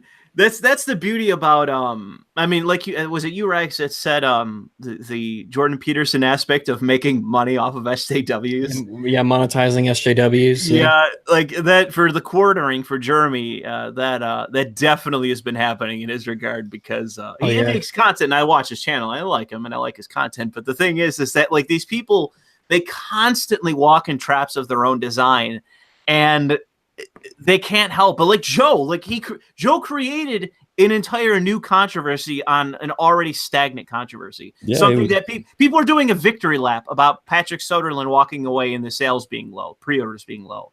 They're just doing a victory lap. That's all it was. But leave it to Joe to make this an entire new thing. Whereas you have thousands of people talking about it on Twitter and wanting there to be more drama. Do you think he didn't realize he's like kicks a hornet's nest sort of thing? Is it maybe he's coming to the realization that he holds a position that he can't justify? Yeah, that's what I think. I think it was a knee-jerk, irrational response. That is my opinion for why he did what he did. Yeah, it's like, but I think he's waking up. Like, how do I make a video that convinces people that I'm right? Oh shit, I can't. Yep. Like, as much as I think about this, there's no way for me to win this argument because the only thing that I can do is just label the other side. It's not working. Like that card's been played too many times in the past and people don't buy that shit. You can guarantee Quartering's going to make a response. A bunch of other people would make a response to this response. It's just going to keep it going for him and get more people aware of what Joe said, which is... Oh, yeah. Well, if Joe just came out and said, I was wrong and I shouldn't have... he could even say, like, I still don't think that the woman thing was as big of a deal as you guys are making out, but I shouldn't have called you, X, Y, Z. But that's not that would still, and that would still be, people would be like, good on you, Joe. But why, if that was what he did, why wouldn't you upload that? Is it could it be the case that's not what you did? He's just going to make the same video again. Yeah. Rags, Downward Thrust is mad at Joe. That's the point Joe's at. Jesus, Downward Thrust has an opinion? Downward Thrust is looking down his nose at Joe. That's when you know you've hit. Jesus. Well, Downward Thrust, when I made the video on Downward Thrust, someone tweeted him and said, like, hey, you going to do, is like, Rags made a big video on everything. Are you going to do a response to it? And he's like, no. No. It's like, what do you have to think about? What do you think about Rags' video? I was like, I don't. I mean, Downward Thrust's got a couple of ideas about how to maintain a reputation, and one of them is to never respond to critics. He's done it like 3 times or something. You can only do that for so long before it overtakes you. I've seen that happen before where people ignore their critics. And so long as they're actual genuine criticisms against that person, you can do it a few times. But I think I've seen it happen. Eventually you get fucked by it. Because that's what happened to Joe at one point, wasn't it? Well, an easy example is Mundane Matt. The fact that he's avoiding making a video on it is causing him massive damage. Oh, yeah. He needs to make a video. It's killing his channel. It really is. Poor Mundane Matt. You can't help but feel a little bit of pity for him. Almost, because he did this to himself. Like, this was him. Yeah. He's not the victim of anything except his own decisions. Yeah, I will say he made a stupid mistake going on the stream like he did, because he's walking into a stream that he had to have known was full of people that wanted to get him, and I'll include Jeremy in that. Never walk into a 6-on-1. He was bulletproof without that report thing, the report page. If that didn't, that's what he was banking on, was his own ignorance, and that's not. Like, you got to know that, like, you got to expect the worst when you walk into that kind of thing. And he went in not thinking that. Well, he went into a 6v1 thinking that things would end up okay. It's like, you don't do that. It's just, it's 6 voices against yours. It's like, you're not going to look good. the moment where they say to pull it up and he's just silent, you know it's over, because there's no escaping at that point. But I still think that him showing that report page, if I was, let's just say I was extremely biased, like I was his producer or his agent or something, I'd be like, never. Oh, you never. Show Yeah. Don't do it. Show that. Any excuse, literally any excuse. Yeah. I would have pulled my Ethernet cable. I would have been like, I have some flags against people who have been stealing my content, and that's just between me and them, or something like that, or that's my business and not yours, or just something. You could come up with an excuse, because he actually flagged somebody that I've not flagged for a community strike, but for a copyright violation. One of the people he had on that list of names was somebody it's the only actual copyright strike I've issued. It was against one of those people. Yeah, I've issued one in the past a long time ago, but they were just like impersonating me and uploading. Well, that would be the thing. He would say, well, listen, like, I haven't talked about it before, but I'm in litigation with one of these people that are on the list, and I don't want to bring them up because that could interfere. That's my reason. People would say, oh, you're lying, blah, blah, but you could just say, no, that's my reason. I'm just leaving that alone. Yeah, that's my reason. I mean, you got to be smart. You got to think on your feet. You don't give them the proof. The worst thing is, I can't believe he showed it again as well. He went back and scrolled down. It's like, oh, Matt, what are you doing? And then it's like the attitude you have to have when someone says, I want you to say you're a soy-filled bitch and you flag videos and you do it. I'm like, dude. Yeah, that was bad.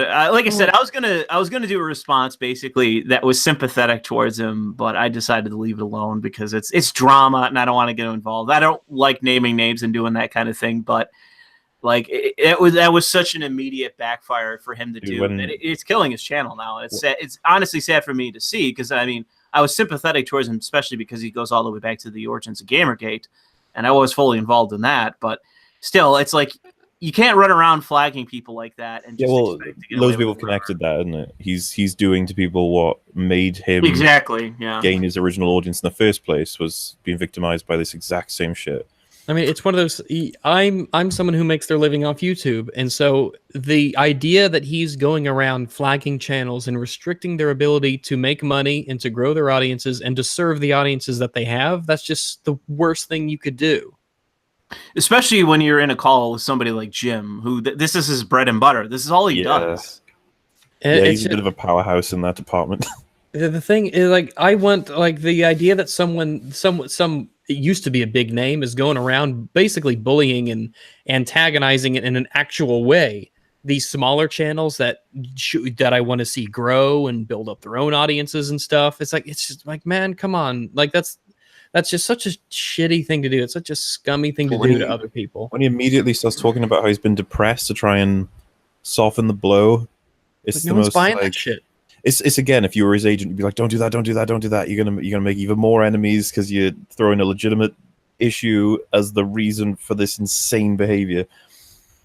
And then he made the video on that one guy who stole the plane, and he tried to like equate himself to that in some way. He's done 2 videos about that. Some nurse or something that hung herself, and he equated himself to that woman as well. Yeah, it's like if they're going through depression, like it's not smart. There's loads of little lines in all of his videos. If you look at the comment section, there's always like little pickouts. Like there's one where he says about some story where he's like, the internet never forgets. And he's like, yeah, man. His last videos are 12, 14, 16, 12, and 14% positive, respectively.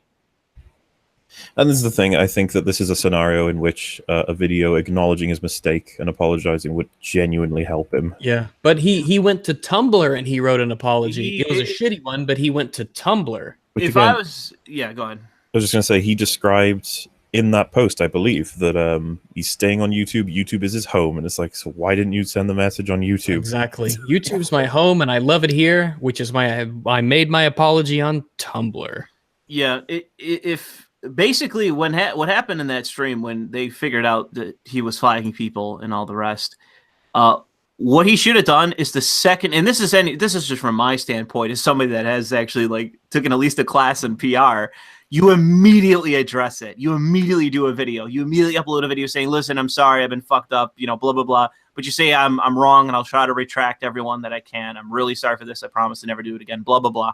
Go down the line, but you have to do that immediately. You don't just, let me just get it a day later to upload shit. And grow and let the controversy. Not to mention his attitude in his new videos where he's just like, hey, everybody, back on with normal stuff. Like there's nothing wrong at all. Yeah. Especially the thing is that especially when you know Jim is going to do a big video on it, which is what happened, you got to get out ahead of it. That's how you take care of it. You got to nullify that effect a little bit. But he didn't do that at all, and it's like, well, you just walked into it, man. And I wish I could have helped you, but you really only have yourself to blame for what's happened, and that was a really stupid thing for you to do. It was really bad as well, because like in the same stream, he admitted that he had no idea about these videos and never flagged them, and then their names popped up on that sheet. It's just like, oh no. Yeah. I like that Jim got actually like worked up because he like pointed out, it's just like, you just barefaced lied to everybody. Like, we just proven it. There's no like room for discussion about it. It's like a literal lie. Well, that's pretty much just Jim being Jim, eyes going black because there's blood in the water and he smells it. Oh, like I said, this is all Jim does at this point. It's just like, if Jim's sniffing your way, like looking to get you, like, you'd be the biggest idiot in the world to ever give him anything, because again, his video has like 400,000 views.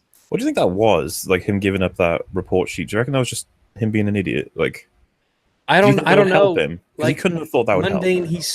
He's such a little bitch that he fucking did it.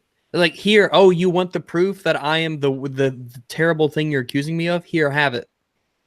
Because he could have just played it as like, I don't have to do shit, I don't have to show you any of my information. That's ridiculous.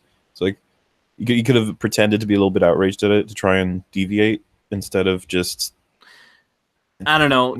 Like I said, he made the mistake of going on a stream with a ton of people that were against him, and I think he got pressured into releasing the page. Well, this is a theory as somebody who's only ever watched from the outside, but like, he goes on a lot of streams with a lot of people who criticize the crap out of him. Is it from his perspective a way to maybe generate a bit of attention?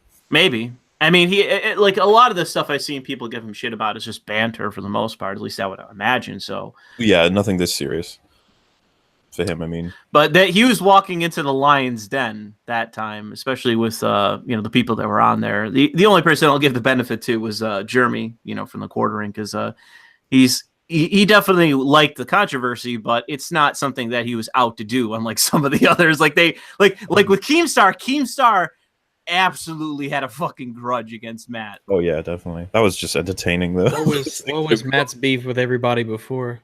It varied between person to person, but with Keemstar, basically what happened was, after Matt got swatted, the FBI, when they talked to him, asked him, like, do you have any grudges against you? And basically, he, as far as I can tell, he named Keemstar, but it's just and then the FBI followed up on that and talked to Keemstar. They basically visited him. The thing is that, like, whether it was, Keemstar saw it as him trying to blame Keemstar for what happened versus what if I want to give him the benefit of the doubt, which I will. It was, they asked him, are you in any beefs? And he said, oh yeah, there's this guy Keemstar that I have a beef against. And he stupidly said that for something that was like a Twitter drama thing. Just to address, because there's a comment I saw that said, are you seriously talking about how Matt could have lied better?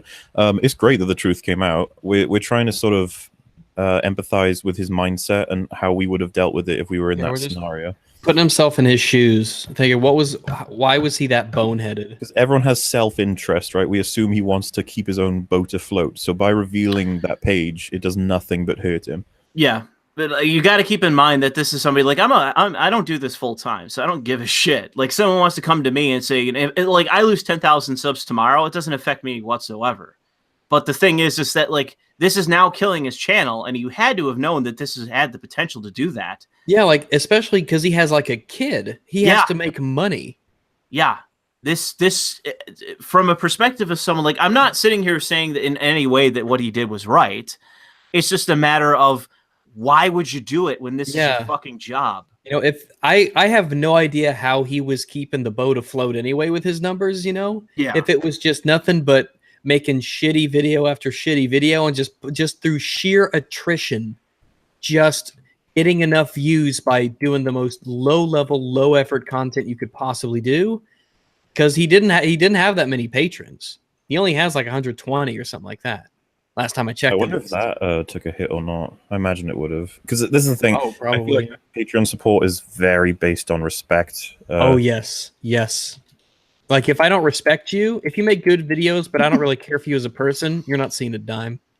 And like, what did he lose more than anything because of this? Like, yeah, people's assessment of his integrity and just respect in general, I think. Yeah, but like to watch your he's down to 112 patrons.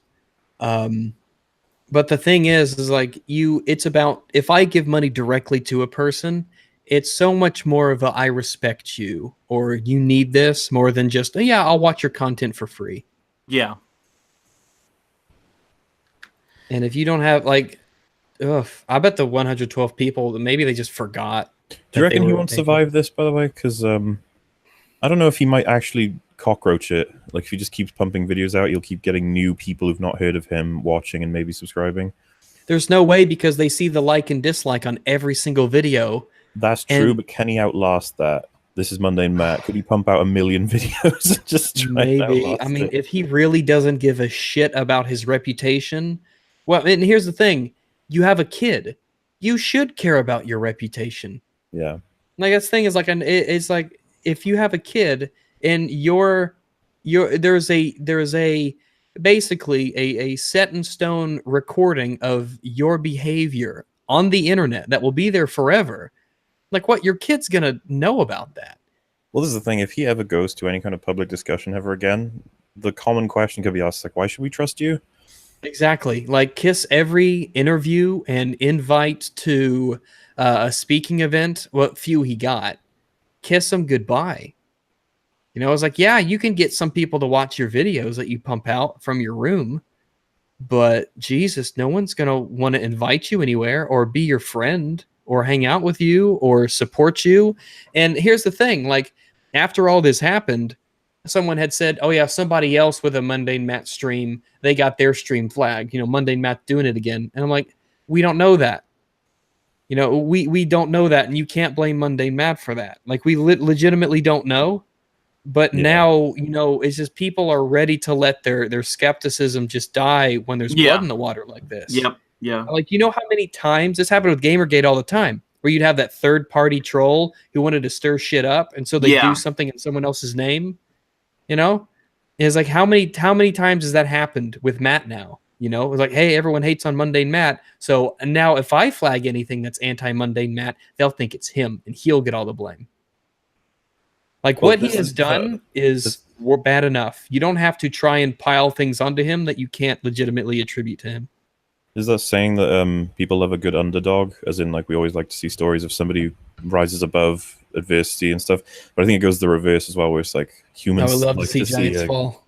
Yeah, and not that Matt was a giant, but he's certainly fallen. He's a big guy, but yeah, but you'd think that that's the thing. Like he rose to prominence because of a thing, but he was so mundane that he couldn't keep an audience, and they trickled away, and he became less and less relevant, and he just became a bad take machine on Twitter, and nobody respected him. One of the highest turnovers for a subscriber count, if that makes sense, on YouTube. Like, you have people popping out but coming in at the same rate because there's just new people who are like, oh, this guy covered us. Yeah, they just like legitimately discover him because like, hey, this is a news topic and this is someone talking about the news. Can I interrupt this for a second to say that fucking Jeremy is on Discord bragging about the fact that he's gained 3,200 subs today? Jeez. This is what I mean. Like, with Jeremy, it's like this is the best position for someone to be in the world, where you know, like, this is an argument you already understand, you know you're gonna fucking win, and it's like all you need is for the other guy to react. Side. Yeah, you got a big name on the other side, and it's just like it's the perfect thing. Yeah. Yeah, there's no way this can go badly for him. He'd have to like completely screw it up, which is extremely unlikely. Yeah, I don't think he's going to, because self-interest is one hell of a motivator. Let me tell you. I mean, even if Jeremy gave like a mediocre performance, it's like it would still be good for him. It would still be good. It would be good. He would still gain like 10,000 subs off it. I mean, like, how far out of the park is this home run going to be? You know? Yeah, that's pretty much it. Yeah, and yeah, like I was impressed. He made his video within like a half day or something, and it actually like covered a lot of the important points. It's just like he managed to get it done really quickly. Putting out that quick content, you know. And yeah, and it's already obviously caught the ire of Joe to the point where he wants to make a response, which is pretty big because Joe doesn't really do that, right? Yeah, and Joe, I think Joe's chickening out. He's not doing it. He's not making his response anymore. Like, I guess he made it. He just hasn't rendered it and saved it. Yeah, and he's not gonna I think he did it. He rendered it. He watched it back and was like, "Fuck, there's no way I'm pressing the go button." That makes me want to see it more, though. I know, but that's what I mean. I think because the thing is if you do a response to somebody and you're walking back a statement. And you think, okay, well, this is better reasoned. Like, you've calmed down and you've made a better reasoned video like we discussed. I think it was the opposite. I think the video was he fucking spurred. And that was what he recorded, thinking like, yeah, I just got to, like, people love it when I'm angry, so that's my response. I'm angry. And fuck Jeremy. And I'm going to go down and say like whatever the angry bullshit. thing is a fun little thing when you're shitting on a bad video game. But this ain't that. This is not that. Yeah, well, the thing is that, like, you can't like this. It would be like James Rolfe, the angry video game nerd, incorporating James Rolfe, whatever. Rolfe. I think it's Rolfe. It's an inside joke. You're right. That's a big Anyways, so it would be like him incorporating his persona as AVGN as his person, and I think that's one of the problems Angry Joe has is that he has a persona. And for whatever reason, and the same thing happened with Jim Sterling, with being a pompous cocksucker, is you let your fucking persona like consume you because people like your persona. But like when you're in an argument with somebody where you have to be well reasoned, if you're gonna yell and you're gonna act a little bit and use and play up your persona, you got to make sure that you're saying something that's actually coherent, is actually playing in your favor. Yeah, that's why I like Razor Fist a lot. Well, as far as I can tell, he scripts everything. Yeah, he has that anger persona and everything, but he's lucid, right? And you understand him, and he makes points, and he talks about things. Right? Yeah, that's the only way that you can play it. Basically, if the thing is with debate between especially two people where you have something at stake, such as is it now, because it's blown up into a thing, it's blown up into a story, and Jeremy's over there sitting there like the happy merchant, going like, hey, like it's all win for me, baby. It's all in the green. It like you got to realize at some point, like, okay, this is what I do for a living. Like, this is like, and it relates back to the mundane Matt thing. Like, it's your reputation. You're over here defending fucking EA as someone who has stylized his entire fucking career as a shit stirrer, like consumer advocate. What's the thing called? His like little skit where he's like a Cobra Commander. Yeah, like he plays. Is it EA he's making fun of with that, or is it just? It's just corporate. You know, the evil corporate kind of anti-consumer. Very confusing, considering that's like one of his staples. Yeah. It's like you're both defending the massive corporation and shitting on gamers at the same time. Not a good look. Well, that's the thing is that I think I had somebody talk to me about Angry Joe before in a stream, or maybe it was somebody in chat that asked, but they asked like to a large degree, like, why'd I stop watching him and that. And it was like, if you remember back in the day, he confronted, who was it? The guy that does the Game Award show. Yeah, I think I know what you're talking about. Oh, I think I know what you're talking about. Yeah, gamer stuff. Let me look up that guy's name so I remember. Was it? Yeah, I wasn't in when it happened, but from what I remember, is he's the Dorito Pope. That's his nickname. Let me Jeff Keighley. Jeff Keighley is his name. So Jeff Keighley has been around in gaming for a very long time, and he's basically like a professional, like, I don't know what you'd say, host, color commentator. Like, how would you describe him? But he's a shill for the industry, put it like that. And he has a fairly bad reputation, as far as I can tell, among gamers. And Joe had a grudge against him for a very long time. And this is way back when. So at one point, Joe showed up to an award show, some sort of live event, and tried to confront Jeff Keighley and start demanding things of him. And people said it was cringy and that, and Joe got criticism for it. But the thing was, Joe showed up, and he was attempting to actually address something that he saw as a problem in an industry. He saw a problem in an industry that has done nothing in the last 15 years but abuse customers, and it has not stopped. It is something that still continues to this day. It's price gouging and gouging in general and fleecing people out of money, besides all the fucking lying that they do. But Joe, once upon a time, was a true blue consumer advocate. And that's the reason why I stopped watching him, was he stopped being a consumer advocate. Now it's almost like a thing on the side that pops up every once in a while. Yes. Remember when Destiny came out? Like his Destiny review, he was like, yeah, this is shit. Fuck this.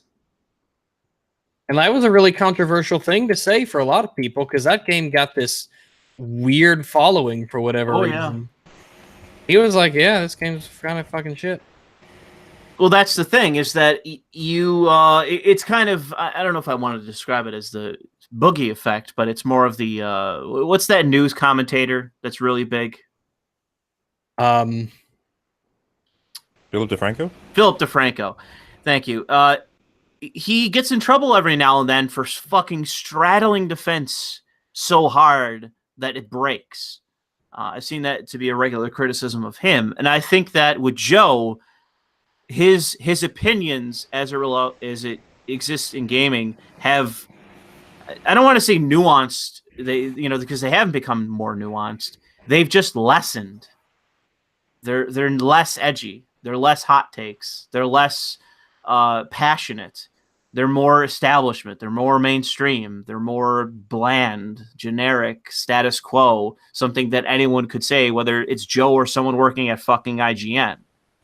Do you think it's a good idea for him to put out a video regardless, at least to clean this up a bit? Oh, absolutely. I would. I mean, he's not irredeemable. Like all he has to do is say that, I shouldn't have called everybody this. I shouldn't have labeled everybody as this. Maybe there's a legitimate reason why people think this way, and I shouldn't be defending pre-orders for this company that I have lambasted against so much. That to me would be the big one. That's definitely the thing that stands out in terms of his reputation, is that, like, here you are sucking off and dick riding fucking EA, which is, again, the worst known actor in the industry. Like, it used to be Activision for sure. But the thing is Activision, when they joined Blizzard, they pretty much died off. They barely do anything besides Call of Duty now. And what's weird is that Activision, I just got a tweet that Activision had a net revenue of $1.64 billion. And the thing is, like, you're not talking to some Call of Duty bro on a couch who just doesn't care about industry stuff. They just want to play their Call of Duty game with their bro online, right? This is Angry Joe, the video game guy on YouTube with the 3 million subs who is, this is, of all the people in the world. Is he arguably, he's not the biggest voice for gaming, is he? Or is he one of? He's one of. He's one of. He's definitely one of them up there. Like, him and Boogie were invited to the E3 presentations and everything. I mean, he gets calls all the time, come here, do this, check this out. I mean, he was like Total Biscuit, Well, I was about to say that, as cold as it sounds, now that TB's dead, that's definitely helped Joe in terms of his position in the industry as a voice. It's just so weird. Joe, of all people, who has basically built his reputation off of, I'll review these games, and also I'll stick it to the man. I'll be that big voice against those corporations when they do shitty stuff. He used to have so much passion for that idea of this industry is going to shit specifically because of corporate reasons, and I'm going to stand against it and do it with my full, with every breath, basically. Yeah. And that's why I unsubbed from him, because he stopped doing that.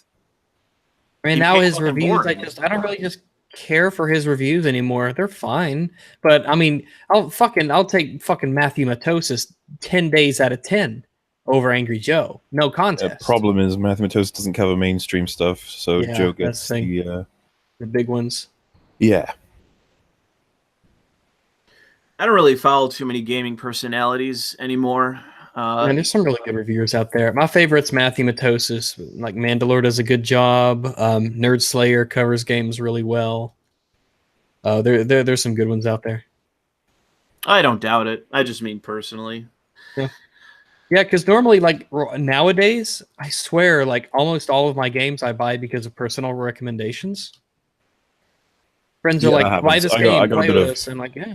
I got a bit of brand loyalty with the ones I buy, like the new God of War. I'll pick up, because I just like the old ones. But there's not the new Monster Hunter I picked up because I like the old ones. But for new games, I'd need a friend to tell me that this is really worth buying. It's gotta stand out to me. Yeah, because there's so many now. There is. That's the thing and I think that's what a lot of companies are feeling. Like the whole thing about that's what I said about when I was talking to somebody about Battlefield 5 pre-orders. When they're like the idea that a Battlefield game would be in a position to ask itself if it will suffer like Titanfall 2, that shouldn't even be a question that should be asked. Yeah. Like just the fact that that's a potential reality for this game is really bad. Well, there was once upon a time where it wouldn't have mattered if it came out in the same month as fucking Call of Duty or whatever. I mean, the thing is now with Rockstar is that especially any game that comes out in the same month as Rockstar, like that's just by itself taking, especially after Grand Theft Auto 5, you're just begging for consequences in that way because Rockstar is still like they are on top of the Western market at the moment. I mean, how many years after the release of GTA 5 did they make like billions of dollars? When we were doing that downward thrust response, it was like in 2017, Grand Theft. Here, I'll Google it really quick. It'll take me just a second. GTA 5 sales 2017. It's still one of the, just by itself. Forgetting GTA Online. Okay, it sold over 15 million units in 2017. Yeah. Years later. That's insane. And by the way, the consequence of that is not because Grand Theft Auto 5 is an exceptionally good game. It is. It's the fact that every other game in the market is shit or just mediocre. That's why you have Grand Theft Auto 5 selling millions of copies or however many. It has a very successful online component. It taps into the player creativity. It keeps the world alive. Huge brand name, like GTA. Huge brand name. It's a cultural icon. Yes. I mean, it was revolutionary at its time, not just being any one thing, with the exception of monetization. If that's a downside of Rockstar, it kicked off a real big monetization push of different sorts of content because people were chasing the money of GTA. Yeah, look what Call of Duty did. Jesus. But the thing is that if, let's say that Ubisoft in some regard, or Bethesda, or whoever the fuck, to take two, if they were putting out games that were equal to GTA 5, not in terms of genre, but in terms of quality and the amount of content in it. And the sheer passion of those that you can obviously, like the passion of those that worked on it, you can tell that the people that made that game every single step of the way were passionate about what they were making. It was a draining product for them to make because of how much they invested personally into it. And you see so many games nowadays for years that have just been nothing but shovelware sequels, just churning out. No one gives a shit about what's in it. No one. And the fact is, and that, in my opinion, is why GTA 5 still stands above, on top of the fucking pyramid, because there's nothing competing with it. People are talking about, oh man, I can't wait for the next Persona game to come out, and it's like, why are you even talking about Persona? You know why? Because in the Western market, we got fucking nothing. That's why. Spider-Man game though. Please. They'll do well. What else is there? Roll my eyes into my back of my head. I can't even think of what new game. I mean, I was about to say, you got Battlefield coming up. The next game, what's the next game that's going to compete with GTA 5 in terms of power in the industry? GTA 6? No, not GTA 6. It's going to be Red Dead Redemption 2. That's what. Oh, yeah. Because the fact is that based on GTA 5, even years later, that there's so much fucking just like ingrained hype for that game. Even if it's a piece of shit, it'll sell millions and millions and millions and millions of copies. Oh yeah, you got the new Smash. That could do well. I'm considering buying a Switch for Smash. Because Zelda and Mario Odyssey both did really well, right? Yeah, Nintendo's been doing really well. Yeah, they've been quiet on the controversies for a little bit. They've just been releasing games. It's like maybe we just shouldn't do like they had the emulation thing, which was legitimately shit. Moved by them. They're not free of controversy. But it's like they're not just constantly they're not like doing overtly terrible things all the fucking time. They're just like, here's good games on this Coolio system. Aren't we fun? And I was like, yes. The other consoles don't appear to be doing so hot. And it's like I look at them and I'm like, why would I want to buy these? Like I have zero interest in the Xbox and the PlayStation. But with the Switch, I'm like, yeah, it looks like it's got some interesting games. It looks looks fun. Yeah. Yeah, somebody asked in the chat if I've played the last season of The Walking Dead. Yeah, I have. I played the first episode.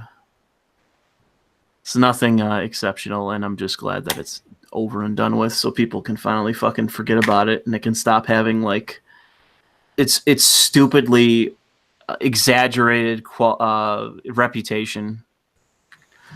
It's got that. I remember because my thing is that one of the things I can't stand about gaming is that there's these like zeitgeist games that people can't shut the fuck up about, and then all of a sudden, and then it just dies off, and then no one talks about it again, and.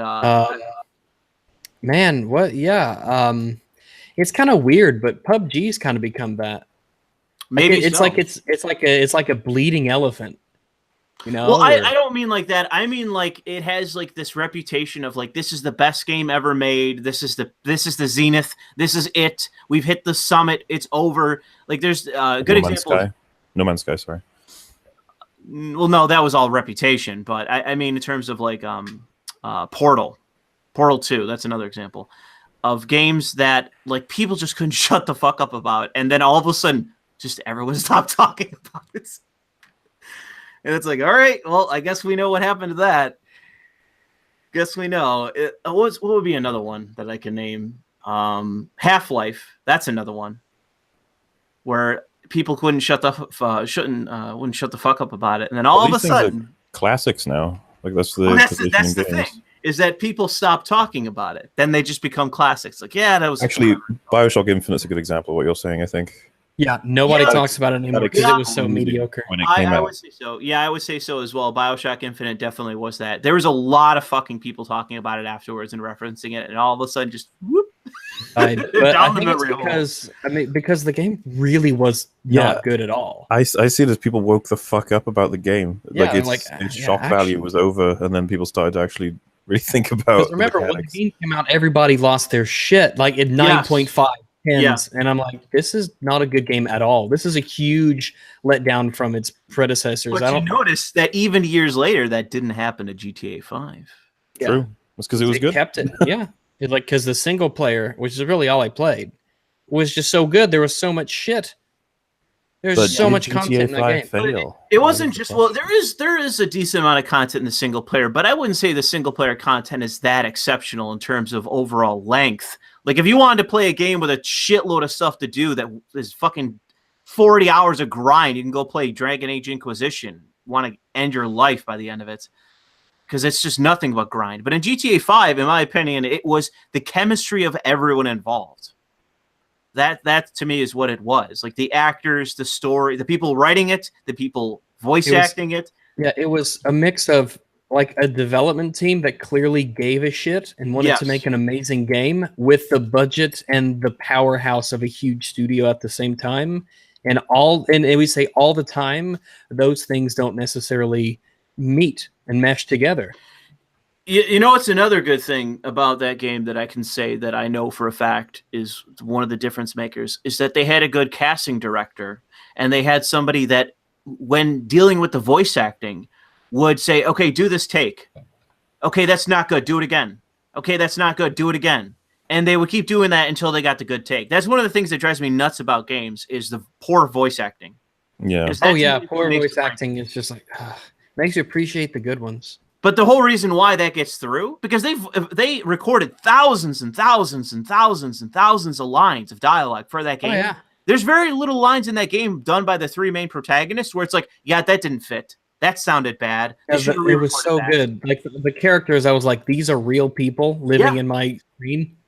Yeah, and the reason why that is not just that these actors are somehow exceptional, like they're the best ever, you know, they're the regular Meryl Streeps of their own kind in voice acting. It's because they had somebody that was behind the scenes in the voice booth with them that was having them read the lines that would say, "That's a bad take. Do it again." We're not or putting do it that like in. this. Yeah, Yeah. we've got all the time in the fucking world. We're not putting that bad take in, and I don't care how you feel about it. Exactly. We'll spend all day today just getting that one take.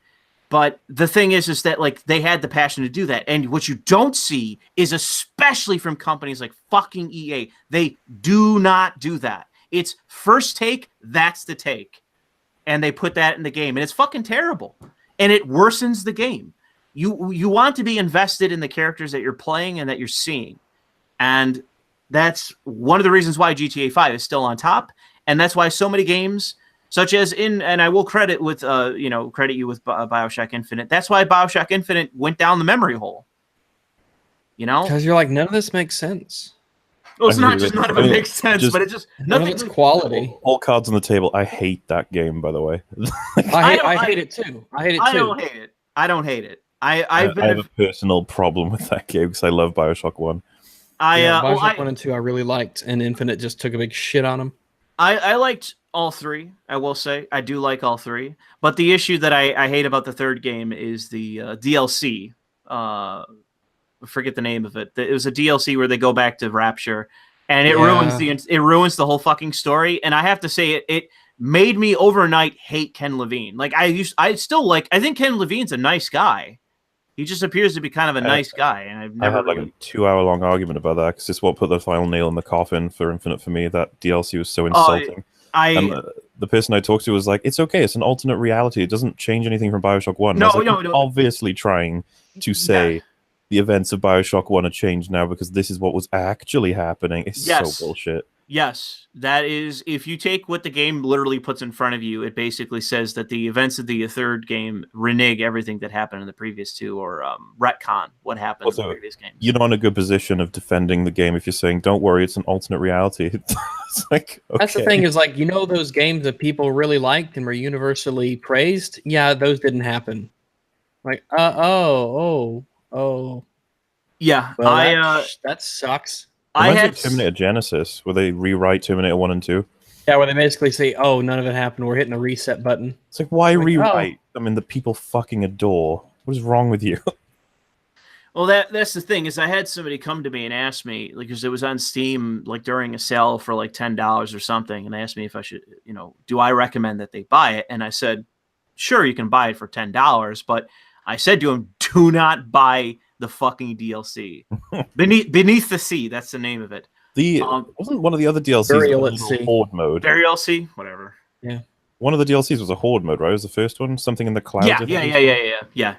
It's like, oof. I'm not saying Horde modes are bad, but it was lazy as shit. I played it. It was lazy. But the thing is that, like, as mediocre and as ridiculous as the story was in Infinite, like, the DLC itself was so bad. It just took the entire story and basically just crumbled it up and threw it in the garbage can, where it's like, okay, it was already not that good. Why did you just basically make me hate the fucking game? Why would you do this? In BioShock 1, the Fort Frolic and everything with Sander Cohen is so unique in the game in terms of atmosphere and what he does. And then he just turns up in that DLC, Sander Cohen. And I was just like, why? Yeah, it's like, he's just going to be here because he's just something we can roll out. Remember him?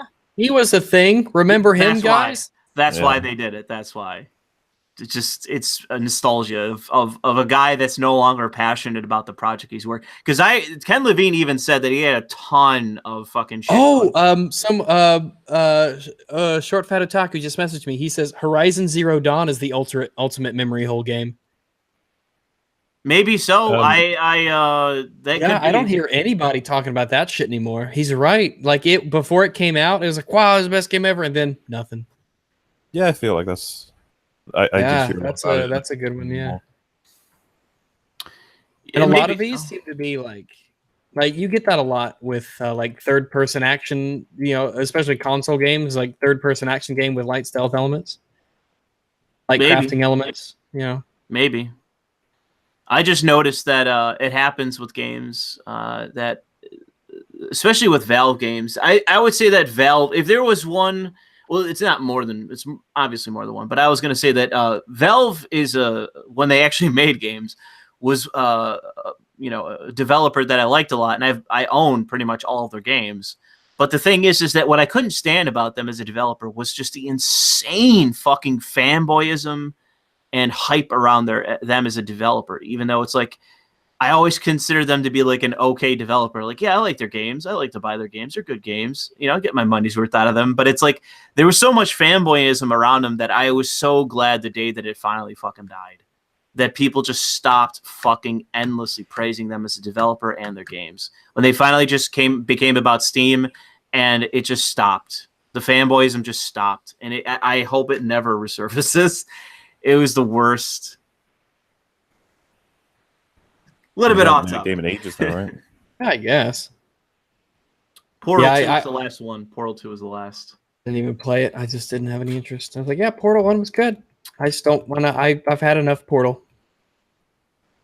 I love both 1 and 2. I thought 2 was an example of how to do a sequel. And like sequelitis is a huge issue with a lot of franchises, where they essentially try and recreate the first one.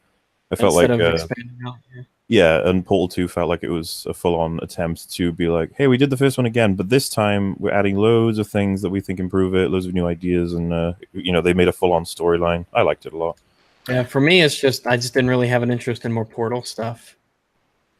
I would say that it was a good sequel. I just the thing I couldn't stand about Valve was just the insane fanboyism around the company. I just never understood it. Even though I bought their games, it was just like I never really. It was just every person you'd run into when they talk about Valve was just like foaming at the fucking mouth about the company. And now that they're kind of done doing that, it's just, to me, it's kind of a relief. Even though I'm a little bit less Half-Life stuff a lot, and I was like, I played Half-Life 2. It was good, but I just didn't. Well, dude, the thing is though, if you were like, let's say it's 2008, or 2010, let's say, right between those two times, and if you came out on your fucking channel and were like, yeah, Half-Life 2 is fucking overrated, dude, you'd be thumbed down to oblivion. Yeah, I was like, it's okay. I don't really know what's going on all that much. People would flip. There'd be videos about you. There'd be videos about you. Oh yeah, I'm sure. I was just like, that's fine. But I'm the one who goes. I still get Bioshock Infinite defenders. The thing is that I've always felt that, and then just like it pissed me off for so long, and then all of a sudden it just died, and I was like, yes, it's finally over. I can finally give my opinion. Half-Life is overrated. Not a bad game. I liked it, but that's as far as but it's like it was good. Like I feel that way about The Last of Us. I'm like, this game was all right. It was all right. I like the characters and the story. Mechanics got so boring so quickly for me in Last of Us. But I'll still go on my channel and I'll take digs at Bioshock Infinite, and people are like, but it's such an amazing game. I'm like, no. My thing would be, for anyone that thinks it's a great game, would be to just go back and play it and just think about it, because I'll still defend it. I'm not gonna agree that it's an awful game, but I definitely think that after a first playthrough, give it a couple of years, go back and play it, and then just consider, what you're doing, what you're playing, what you're listening to, what's going on. And I would say that it is oppressively bland. Oh, it is. Yeah, I was like, when I was playing that the first time, I was like, can we get to the next cutscene? I did like the chemistry between Booker and Elizabeth. I did like that chemistry. It doesn't make any sense, but I guess they got along well enough. Yeah, so many criticisms I have. There's no point in getting into it. That's fine. It would be like talking to me about a game I hate, so I'm not going to provoke it anymore. We can move on to something else. Let me see. One game. I'm just trying to think of games that I don't know. Like there was another. Wasn't there another controversy? Wasn't there another controversy not all that long ago about something similar to what happened with Battlefield 5? With like a female inclusion or something like that? Yeah, something like SJW related. Or I want to say that people tried to force that argument with Odyssey. Is like, I could see it in Odyssey, but people didn't really get all that upset about it, but they tried to force it. Like, they tried to force the argument that people were getting upset, Well, it upset me because it might be the first fucking Assassin's Creed game that I'm going to buy, and here you are, like, unselling me. Like you're basically making the argument for why I shouldn't buy the fucking game because I don't want to participate in this shit. You know, I don't want to participate with somebody who thinks I'm a fucking Nazi. You know what I mean? Like I don't want to participate with that. But and that's what I mean. Like I don't like you running to the press and saying like, "Oh man, don't you want to suck us off because our character's a canon lesbian in 400 BC fucking Athens?" It's just that actually did piss me off, but it's because like I've never played an Assassin's Creed game before. It's like please just sell me the fucking game. Is that too much? Have you sort of talked about at all the thing with James Gunn? Because I was going to say in terms of combining politics with media, ever heard of Movie Bob? Yeah. He's a fucking lunatic. I literally was recommended his new video by YouTube, and it was about the James Gunn situation. I was like, oh, I wonder if he's going to have something to say now with the pictures that came out and the extra information. I wonder how he's going to say. And like, I'm going to skip over all 40 minutes just to give you the part of it that I was just like, wow. He says, even if there was some like council of ethical people who came together and decided James Gunn should not be allowed to make Guardians 3 because he's just like inappropriate for the position. Let's just say that.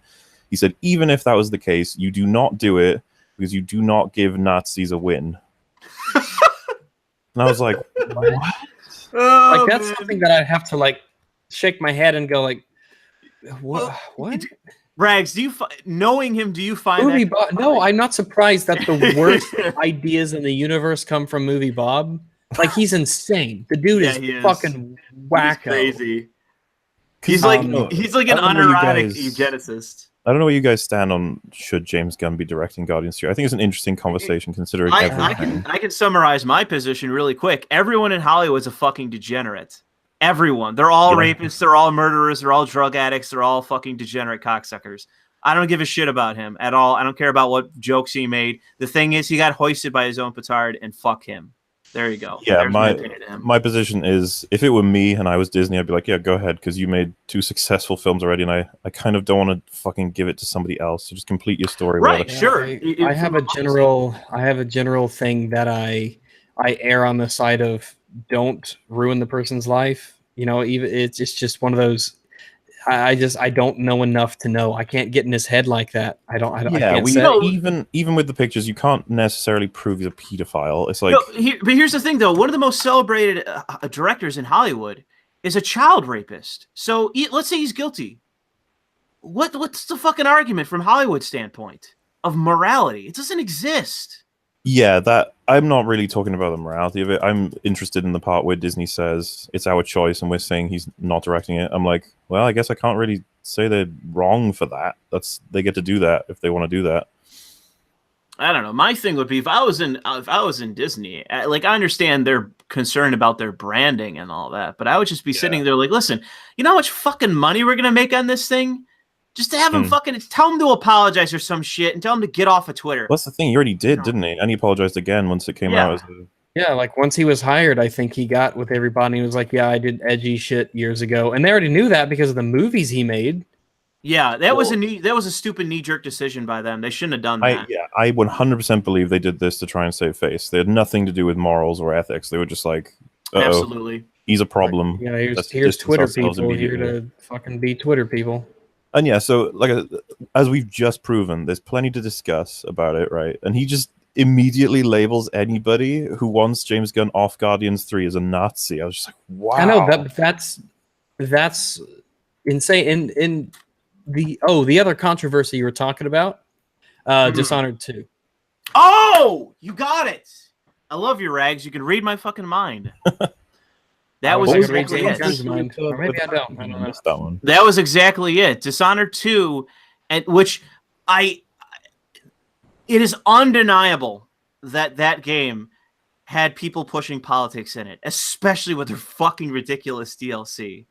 I didn't see that. I didn't see the DLC, and to be fair, I it wasn't me who remembered it. It was Short Fat Otaku.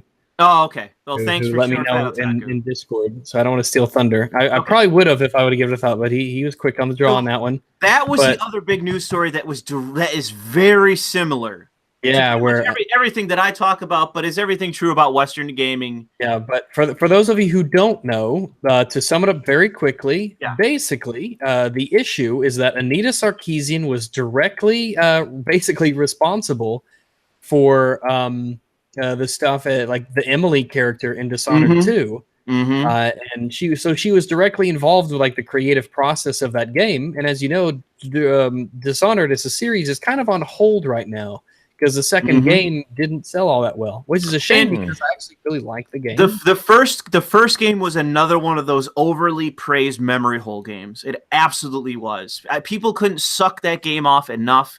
I heard endless praise about it, and the sequel came out and fucking bombed. And good. That's all. I mean, I don't know. I think it was kind of a shame because I really liked the game. It doesn't matter. It didn't have to have all of this like shit. It's a shame that the creative bits that she was in charge of, like the women this and the character that, were the worst parts of the game. I trained the queen to be an assassin, and like, what the fuck? That makes no sense at all. That makes no fucking sense at all. You just want to shoehorn a female playable character in. Yeah, it would make sense if the queen was like a Machiavellian schemer assassin on her own. Yeah, but right? no, it's just like, it's like, why would you? I trained a queen to be an assassin. Why? Why? Yeah. Someone else has it as well. Wolfenstein: The New Order. That was yeah, that's another one. Yeah, that's sold like that shit. Big time. Very good game. Memory hole game, and I'm like, yep, go because that related to that to Dishonored 2. I'm fine with it. Get woke, go broke, fuck you.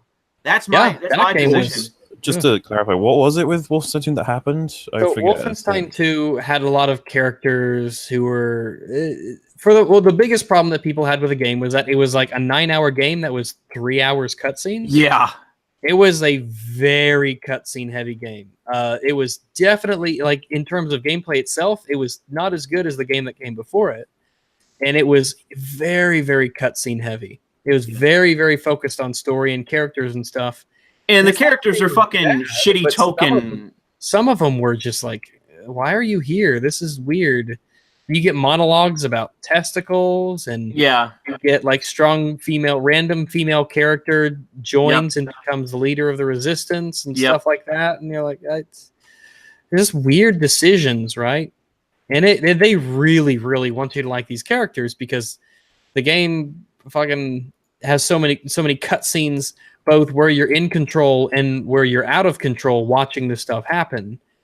The advertising, that's what really pissed me off with the Punch Nazis bullshit. When that was first starting, they went along with it. That really fucking pissed me off. Yeah, because it's like, okay, I mean, the people who are saying punch Nazis right now are like literally advocating for violence against politics they don't like. It's okay because if you punch someone who's trying to like destroy the world, it's okay. That's the justification. Yeah, thing and it's just really, really weird to see this shit. You know, and they were just like going along with it. It's like, no, it's like Jeremy got punched because of punch Nazis. Yeah. Yes. That's the thing. Jeremy got punched because of that message. Yes. Because it is virtuous to punch a Nazi. And again, it dealt specifically with the fact, and the reason why the guy did it, and he said as much, the reason why he did it was because Jeremy criticized Anita Sarkeesian, and that is it. That is it. All it takes. That's enough to get you punched, like assaulted by these crazy ass people. And they didn't, and this what's even scarier is that they didn't do a goddamn thing about this guy until the news started blowing up. Yeah. They knew about it and they didn't do a damn fucking thing until the lawyers and it blew up. They didn't have the principled stance to say that this guy isn't welcome here, but they actively kept promoting his product after they knew what he did. And it was the backlash against it that just got too big. I'm trying to remember which outlet it was, but they did something one day. No. With Wolfenstein, they did something on Twitter where they like linked up with some other outlet, some publication like Polygon, somebody, and they retweeted them and they basically said, "Yeah, we advocating punching Nazis." And the article in question was about punching Trump voters. That's what it was about. So they're Well, that's out the there. thing, right? It gets broader and broader. What is the Nazis? Like, I don't know, person who annoyed me I'm today. trying to Well, it's like when we talked about the Angry Joe thing. Like one of the first comments was somebody talking about the alt-right Nazis. And that's how quick people are to jump the gun to that. Like that's how quick they'll go to that. It's Okay, here, I insane. found it. So it was 2 tweets. One was, there's only one side. And it was them. It was a quick like GIF of punching Nazis. It was a quick what? GIF, excuse me. Okay, GIF. okay. GIF. It was a quick bottle of peanut butter. That's what it was. All right. But it was a GIF on Twitter of them saying punch Nazis. If you're a Nazi, you should be punched. And then it was one other one, and I think it was an article on the Verge, which was basically conflating punching Nazis in that game. Oh, and there's another tweet, which was 40,000 likes, 16,000 retweets. Make America Nazi-free again, where they advocate the exact same thing. It ties into The Verge, where they relate it to actual politics, meaning in the United States right now. They conflate the story of that game with America right now as being under Nazi occupation. Yeah. And advocating violence as the and like people response. get attacked, people get assaulted, people get beaten. You see this with Antifa. You see this with Jeremy. Like people get hurt because you push, like what you're advocating. You are nudge, wink, wink. Yeah. Advocating. You punch Nazis. Who's a Nazi? Oh, Trump supporters. Yeah, I did a response to when they did that on my own channel, now that I remember, and I flat out said I'm never fucking buying this game for that, because they literally advertised the game on advocating violence against people in a country, like literally now, like they're advocating violence to sell their game, and that to me was one of the most disgusting things I ever fucking saw. Yeah, glad the game sold like shit. Yeah, get woke, go broke. I wouldn't be surprised if the next game sold even worse. Probably, assuming they even have the balls to keep doing them. Is there an example of a time where they've sort of involved progressive stuff and then reverted back? No, that happened yet? Absolutely not. Absolutely not. I don't think we've hit that sway in history yet, because games were always really kind of like, yeah, go for it, kill them, shoot them, have fun, do all that stuff, and then it became infected with this stuff, and it hasn't quite reached the point where the backlash is really big enough. Overall, it's happening, but it's not quite big enough for everyone to really get the message. Because I was talking to Sargon about this, and I said I think the plateau point is pretty soon upon us. In gaming, maybe. Overall, maybe so as well. I can't really speak to, if there's a lot more, like if you see a lot more of Antifa like running around beating people up and doing that sort of thing, and that becoming really public, and the more unhinged shit, and people saying things that are easily regarded by the average person as ridiculous and ugly, I do think that you will eventually hit a plateau point that you really will see these people start to lose power, because they've already lost a lot of political power.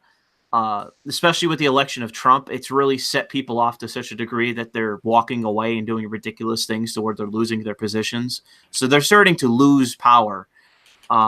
Overall, they're still gaining some seats in some places. But the thing is that the general trend is people are moving towards the middle. Yes, but the question that I have is, and this is my big question, is when do progressives finally start to lose the vice grip that they have over culture? I don't know. It's one of those. I mean, we just saw this big resurgence, and the grassroots kind of push back against the establishment, and it's gonna be how the tighter they squeeze, the more obvious it looks. Yeah, we're seeing that with like mainstream media and stuff. We're seeing it with like, look at what's fucking happening with Twitter right now. This is one of those things that happens, and it wakes people up. The CEO of Twitter get banned temporarily because their own yes, yeah, that happened. He got mass flagged. He got banned for a little while, but that was a while ago, and I don't think it really taught him anything. The question is, though, even with Trump and with others, is that the other day it was reported 300, but it's actually 100 based on what I know. But I have a commentary that I have sitting that I have to finish at some point, but 100 news outlets just the other day, it was on the 16th, if I remember correctly, 100 different outlets posted editorials basically condemning Trump for using the phrase the press are the enemy of the people. That they condemned him for that. And the Senate in its entirety passed a unanimous pronouncement, not an actual bill, but just a statement condemning Trump and agreeing that the press are not the enemy of the people. And that was every single Republican member of the Republican majority Senate doing that. And all that was just virtue signaling on the behalf of people that were at that exact moment also trying to get Alex Jones banned from every single platform conceivable. Yeah, that's the thing is maybe the wording, I think the wording was a little off, but the sentiment of what Trump said was spot on. Yeah, well, the thing is that it's just a question of conservatives in general have the idea that, oh, we're coming to win the culture war. But it's like, yeah, every one of your leadership are underneath the whip of the progressives. And they're cowards. So how exactly do you take it back culturally? How? How much of a shit show do you reckon the next election is going to be? 2018 or 2020? I think Trump's going to win 2020 because the Democrats don't want to sacrifice somebody to lose against him. Do you reckon they'll push him on the wall, sort of thing? Maybe, but I don't think the wall's big enough with voters that they really care all that much. Yeah, I don't think the wall's just a huge deal for a lot of people. Like, it's a fun thing to say, and it's fun to meme, but I just don't think that people take it seriously enough to really have that be his make or break thing. Because honestly, things are going pretty well in the country. So yeah, the economy's on an upswing, and that's despite and that was the big thing that I love laughing at is all the people going, oh, the tariffs, and the economy's doing fine. And yeah, like Japan is the #2 economy in the world now, and they're one of our close allies and stuff like that. It's ISIS is basically dead now. The thing about Japan, I don't really see too much of that as being a benefit because Japan is a fucking globalist nation, and they're the biggest cheerleaders of the TPP. They're desperate to have us sign into that because when we do that, they're going to not just ship to us, but now their industry and our industry both get to ship to Vietnam and make shit in Vietnam, which is the next China. Basically, they want to make that the next China because they can just exploit the cheap labor there. And so I'm not politically, as it relates to Japan, I'm not really into them at the moment because they're governed by corporatists and internationalists. If Shinzo Abe could do it, he would have hordes of migrants in his nation right now. If he could do it, but he can't, so he doesn't. But it's very clear he wants to do that if you just read enough about him and about Japan's policy. So if Japan actually got a leader in there that wasn't a fucking cocksucker, then maybe I wouldn't be too worried about them. But I regard them in the same way that I regard Germany. They're dangerous. But yeah, in any case, getting back to the point of the elections, the whole thing about 2018 is that everyone that hates Trump is desperate that what was I going to say? I just read the comments. The opposition to Trump are desperate to make 2018 the election that is basically contingent on if Republicans lose control of Senate or the House, it is because of Trump. They want to make it hinge on Trump, and that's why in my opinion, that's why they're banning people. That's why they're doing all this right now. In large part, is that they are swinging for the fences. They've already thrown the kitchen sink. They're looking for anything to throw to stop this, to make the Republicans lose just for the sake of making Trump lose. And that way, going into 2020, they can have a better chance at not being crippled. Because if it's 8 years of fucking Trump, they're going to go insane. And then when the world doesn't come to an end, they'll be like, shit, we told them the world was going to come to an end. Well, that's the thing. That's the thing. What happens in 2020? Or not 2020, 2024, excuse me. 2024, where Trump is done. Trump is hanging up his hat. Trump is walking away. And the Republicans now have to decide if they're going to run a Jeb Bush or they're going to run, somebody like Trump, a nationalist. And with the Republican Party in its current form, it will absolutely try to run another Jeb Bush. I try and keep track of both sides of the political argument, if you will, and like whenever Trump does anything, there are a selection of people that are like, this decision, yeah, this is the end of America now. It's always like every time I read it, I'm always like, I don't know, you guys seem alright. It's like Trump's really not extreme. He's not very extreme. No, he's not. I've already said it. He's the Manhattan Democrat he's always been. His politics are vaguely right of center because of immigration. But tariffs, this is all Democrat strategy. This is what Democrats have clamored for forever. No, it's bad now. It's bad now because Trump's doing it, and it's insane. It's insane how like such a center guy like Trump, who isn't extreme really in any way, he just has a big mouth. Yeah, he's a New York asshole. He's an asshole from New York. That's who he is. It's like, wow, that's so fucking far right. It's ridiculous. They've painted him out to be this huge monster when he really isn't at all. And next time a monster comes around, no one's going to believe you because the last one was actually kind of nice. That is true. I agree with that. And I definitely think on the right there, on the left obviously as well, but on the right there's definitely some snakes that are around that I wouldn't like elected. Like Ted Cruz, I think is a regressive twat, so I wouldn't want him elected just because I'm not actually a conservative. What's that guy's name? Is it Rick Perry? Yeah, Rick Perry's from Texas, the former governor. He's just kind of an idiot. His video about like how are gays served in the like, what do you do? Well, that's what I mean. It's just out of touch, really. Those old school, they're literally gonna die off for the most part. Oh yeah. Well, that's my thing is that like the old school like moral conservatives, the moralist conservatives, they're dying off by the dozen every other second.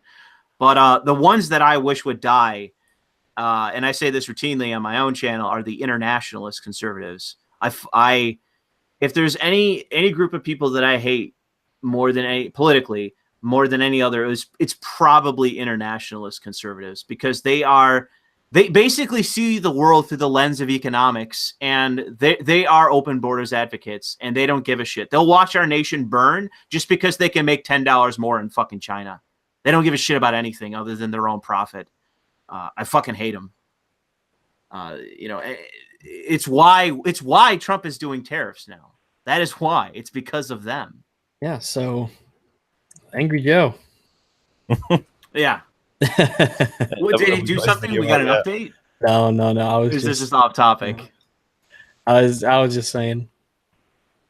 Yeah. Well, let me. I guess if you guys guys have anything to say before I start looking through some of these super chats or look? No, go for it. You go ahead and read through those, and we'll see what people have to say. Okay, so count your shekels. We'll go from backward to from most recent to the last because of relevance. So William Martin says him hiding it would have been an admission of guilt. I assume this is about Matt. It seems like you're taking a side of someone who was getting what they deserve. Maybe so. Well, we're just saying that if you're in Matt's position, like you watch a villain in a movie or something, you ask yourself, what would I do? Yeah. It's like the villain is on the floor, no weapons, no influence, no power. They're just done, and it's just like, do you want to shit on them, or do you want to maybe talk about something other than that? Since it's like obvious. Let's think about one in Matt. Obviously, what he did is indefensible. We're if anything else, we're trying to rationalize. Why did he do what he did, in an effort to maybe try and understand it more, maybe. It's a curious thing. It is a curious thing. I had a few people in chat, like always, telling me that I don't understand Japanese politics and I don't know what I'm talking about. And then I had someone on Twitter, thank you, Ben, who immediately sent me a video saying that I'm exactly right. And that is exactly what Shinzo Abe is doing. So suck my dick. I know what I'm talking about. God Emperor Oni-chan says, random shekels, side note, just started watching you, MauLer. Nice to see you here of all places. Yeah, I'm getting around YouTube now. They're going to call you a racist now. I was done with that. The second I talked to Wolf, my reputation was in the toilet for being a racist. I was like, oh, man, I'm so sorry. Well, that's one of the first lessons I learned becoming more influential was that your beliefs and ideas and stuff are pretty much based entirely on who you keep company with. I guess so, but it depends on how much you take people seriously who say those kind of things too. Yeah, of course. I wish more people would just take it case by case, right? Like, so I'd be willing to talk to literally anybody from any side of anything. The people I have talked to are the people who've reached out, or I've reached out to them. That's the only connection. I like talking about anything from any side. I really don't mind. It's like, how come you only hang out with these people? It's like, because the other ones block me and won't talk to me. Yeah, literally, like, I'm not saying this is a rule or anything, but a lot of left-leaning people refuse to talk to me because I might be racist or I might be a complete troll and stuff. And I was just like, okay, I guess I'll just have to deal with that then. There's nothing I can do. Well, my thing would be, like, oh, why don't you? No one ever says it to me, but if someone ever said to me, like, oh, Louis, why don't you go talk to somebody who's a progressive? Why don't you go associate yourself with them? Why don't you go talk to them and hash things out? It's like, well, I'm not really interested in hashing things out and whatever, because I know that ultimately it's just this is a zero-sum game, and it is because of them, and my only interest is defeating them. And if they have, an inch, I want to take it from them, because I know that they're going to try to take my own from me, because that's all they've ever done. So, like, you have, like, the thing is about, like, dealing with people is, like, you can only deal with fair-minded people that aren't totalitarian. You can't deal with anyone who's a totalitarian, because they're only interested in serving themselves, and that's it. So there's no reason to deal with them.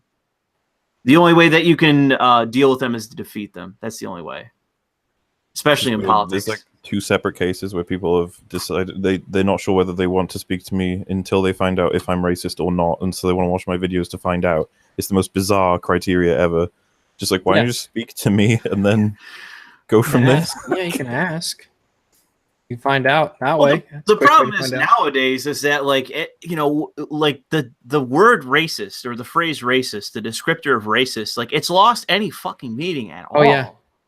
Like the guy that's on Twitter ranting and raving about white people, or I've heard black people talk shit about Asians and everybody else, and they're not called racist. So it's like, what's a racist nowadays? As far as I can tell, whatever's politically expedient.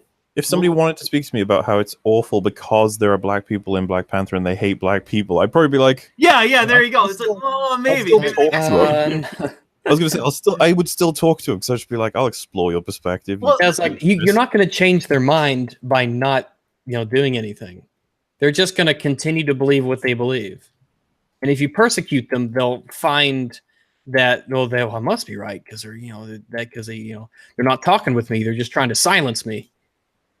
You don't change people's minds by, like, ostracizing them and driving them underground. That's the thing, that it depends on what you're talking about, because from the opposite point of view, in terms of how they're supposed to view us, quote unquote, that is the logical position to hold.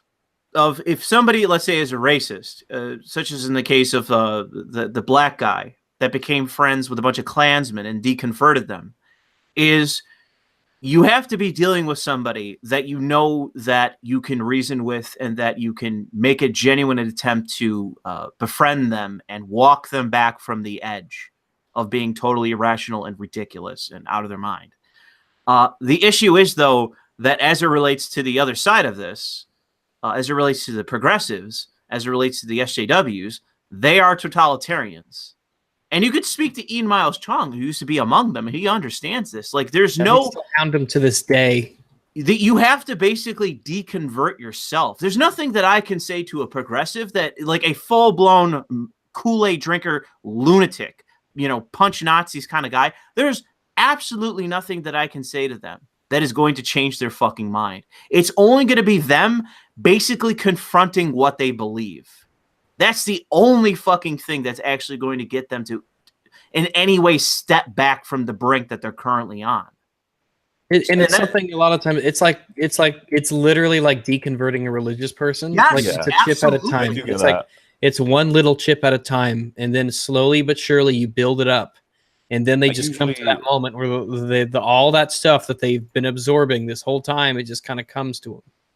Like, for me, it's usually the conversation that I make that decision. If I'm talking to someone, I'm like, oh, okay, I'm never going to get through to you. Like, if you told me their belief was X, I'd be like, there's a chance. I just see how they rationalize it. And then if they rationalize it with insanity, I'll just be like, oh, okay, no hope.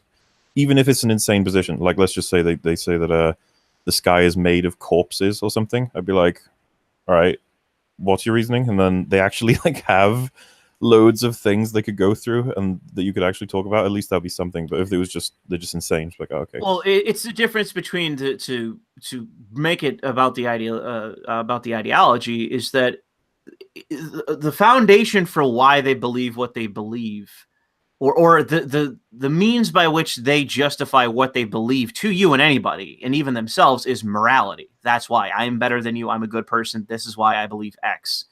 And that is a lot. That has a lot to do with progressives for why they believe, or why they, with every conscience of what they do that is demonstrably immoral or wrong against people, like get people fired for over nothing and all the rest.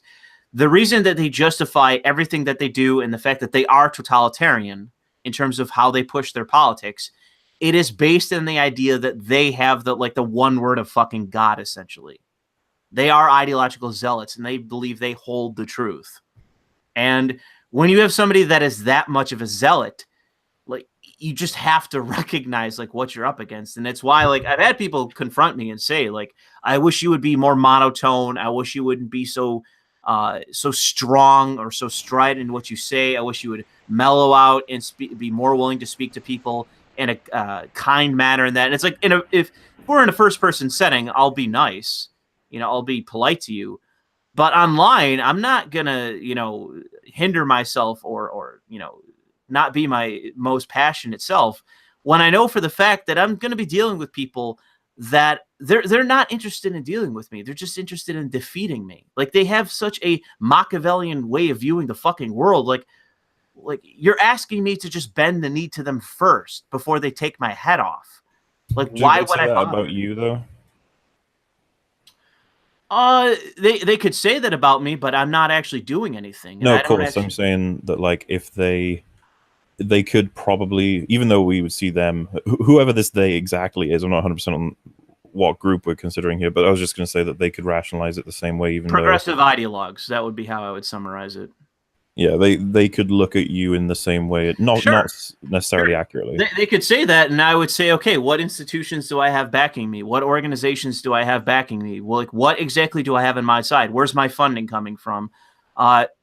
What exactly is on my side other than many individuals that hold the same opinion? Whereas on the other side, you have entire organizations. It is something that is so distinguishable that cannot be contradicted by the other side, and so then they would just default to whatever, calling you some slur. It is something they're not willing to acknowledge, that they are the status quo.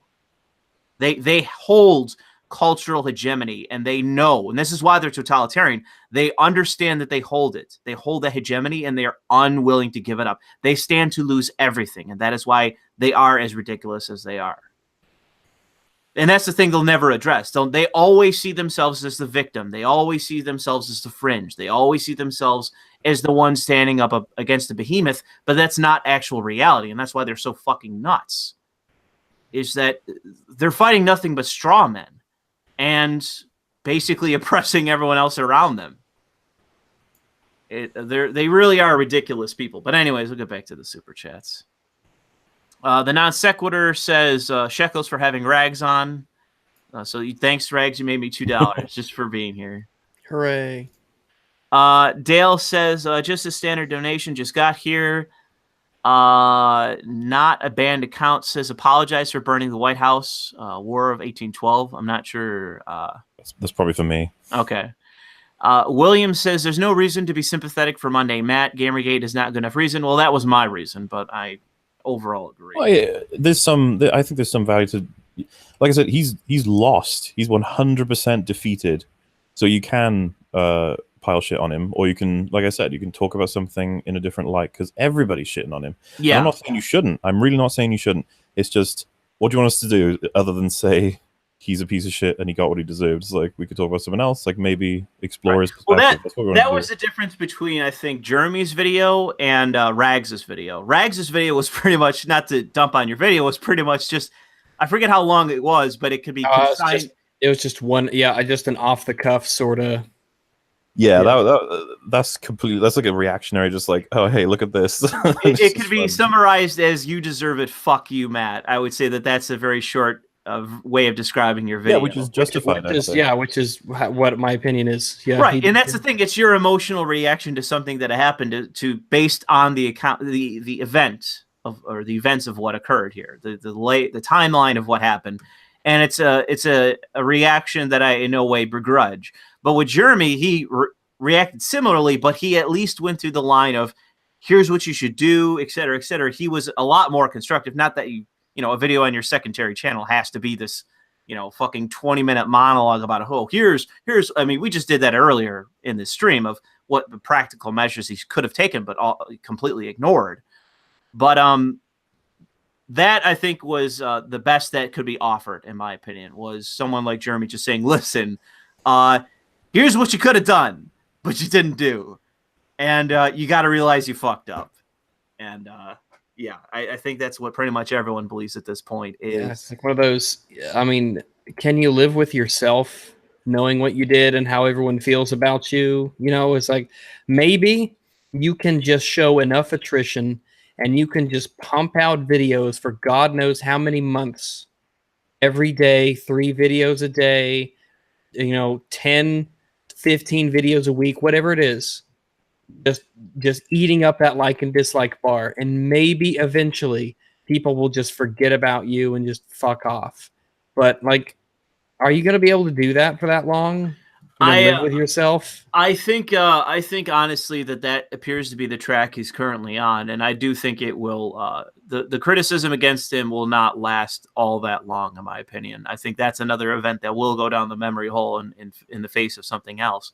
But the thing is I think a lot of his audience is going to walk away from his channel. But people won't forget. Every time his name pops up again, yeah, it'll be like, oh yeah, you're the guy who did, that indefensible shit. Because of his inability to react as he should have, it has permanently damaged his reputation. Yeah. I mean, yeah, even if he made like an immediate apology, I just don't see how he enters debates now or conversations where people just don't go, there's a line where someone says a thing that's based on their experience or trust or something, and Matt says something about it, and everyone's just like, "Oh, you're mundane, Matt. Like, you did the thing." Your word is dirt. Yeah, I don't know how you recover that. You'd have to do something amazing, Yeah, well, that's what's required of him, is to do something amazing and to try to regain his public standing. But he doesn't seem really interested in doing that, and he should reconsider. What was his public standing before this exactly? Great, right? Borderline irrelevant. Yeah, I would say it was a slow burn to irrelevance. He actually gained a lot of following after he criticized, I think it was Star Wars something. When he doubled backed on that was so stupid. When he was like, J.J. Abrams is making the next one. Luke is starring in it. What do you guys want? It's like, yeah, if anybody saved that video, I would love to have a copy of it. Oh, the one he deleted. Yeah, the Star Wars one. If anybody has that Star Wars video, I got it confused. It was the Ghostbusters remake. That's what his channel rebounded on. I forgot. I named the wrong one. I don't know. But with the Star Wars one that he deleted, no, he got a ton of flack for that. Well, yeah, I guess on the hate train, though, for Star Wars: The Last Jedi at first. He was among the people who complained about it, but then he like turned tail and started defending it. Or started defending Disney. It was really weird. And he got rid of that video immediately because he got so much trouble for it. He actually apologized, by the way. Joe did release this video. Oh, he did? Yeah, he did, yeah. Is it really quick? Is it him spurging out? If not, I don't know. It's 17 minutes. Let me. Can we watch it? No, we can't. Because it's not OBS. This is just a Hangout. Joe, I'll Google it really quick and I'll listen to a couple seconds. If he's spurging out, then well, I mean, we've been going for a while. Okay, maybe. Well I'll wrap it up then. Let me wrap it up. So let's burn through these chats and get through. Pay F to pay respects to the local quarry. Amazing 1985, thank you. Mobile Crusader, no message, thank you, or probably got banned by YouTube. Patrick says, for Rags, I'm a former Rooster Teeth Gold member. They softballed SJW politics and are getting worse. Why do you think they've gotten very little shit? That one more time, sorry? For Rags, I'm a former Rooster Teeth Gold member. They've softballed SJW politics and are getting worse. Why do you think they have gotten very little shit? Oh, it's just the culture. of the whole games journalism thing, and they're just stepping in line. You know, I mean, you look at the No, whenever they talk about anything basically related to politics or social stuff, they just get dumped on by their audience, and they never fucking learn. Yeah, it's just they dare not change their opinion. It is the status quo, and that is why. Pretty much. Joe says Doom with an Alex Jones soundboard. You know you want it. I've already seen a video on Sargon's channel about that. Oh, there's going to be a fucking mod that replaces. Yeah. And I'm going to be the first to download. Neil says, I hope this helps. I can't fathom how these journalists as entertainment attack customers. Don't they want to make money to be profitable? Not when they have virtue to signal, sir. Gotta remember that. A lot of these people are out in fucking California. You gotta remember that that's some serious currency over there. Critter says pre-orders are stupid. Are beta access only for the PC. The smallest population of players in the game. Politics aside, it looks good. A lot of recreational outrage. Joe is stupid. It's about Battlefield 5. Basinski says MauLer made the best review of The Last Jedi in history of mankind. Why, thank you. Avovlich says this is about Salty Pablo. Joe said, is Joe sponsored a money trail to follow Mahaps? I don't know about that. Seems to be kind of just self-funded. Prince says, thanks for making my quote the title of the last stream. It got me late. I don't believe that. That was the what was the name of that stream? It was like wear the red hats to bang the MAGA Japs, whatever. What was it? Let me look that up.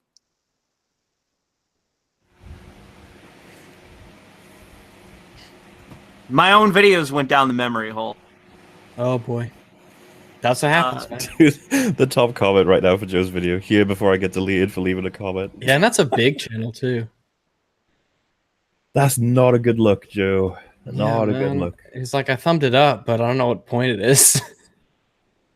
All right, whatever. Everyone's just saying stop. There was one guy saying Bush did 9/11. I mean, you know, the usual stuff, you know. All right, anyways, Raging says, piss Pablo, annoy. I just can't remember what is his name again. And then Basinski has, like you said, EA is unable to be scandal-free, and Angry Joe cucked hard on his analysis watching the Quarterings video on it. And that is it. So I will end it there. I will thank those of you that sent Super Chats in and participated in the stream. I'd also like to thank my guests, MauLer and Rags. And don't forget to turn off that pesky ad block. Yeah, turn off that pesky ad block. And I'm out to, it's what time is it? It's 11:20. I'm out to get some boulders. I'll be back in a while. Remember to buy your boulders in bulk so they're cheaper. Yeah, I would just like to say before we head off, once again, thank you to all the Super Chats supporters there. Thank you to MauLer and Rags. And MauLer, I will be sure to add your name and channel to, you know, the name of the stream and also the description. Thanks, it's been nice to meet you. Yep, nice to meet you as well. And I'll say follow me on Twitter, follow me on YouTube, follow me on Facebook, follow me on and be sure to end on BitChute. I think your voice cut out for your promo in there. I really feel like doing it. I'm like 6 beers in, so I'm kind of follow me wherever I am, and no one else. Literally nobody else. I'm all you need. Don't follow. You cut out because Jesus doesn't like gays. All right. I'm already downloading this new Joe video. Okay. I just like to say to everyone listening. All your jokes are getting ruined. Yeah, because your mic is bad. You need to get a better mic. Yeah. I think it sounds like it's an internet thing. Oh no, that with the mic, you gotta. That's why when you scream, when you get loud and when you get passionate, the mic just doesn't come across as that. It's like, geez, calm down. All right. Anyways, since my shit's fucking up, we'll end it here. Be sure Are you on the other side of? Are you on the other side of a Call of Duty game? I am. Is this an Xbox 360 free for all Call of Duty lobby? Yes. I fucked your mother. Yes, I'm calling from a very... You suck at this game. You're a camping noob. All right, You keep cutting out of this. Goodbye. Like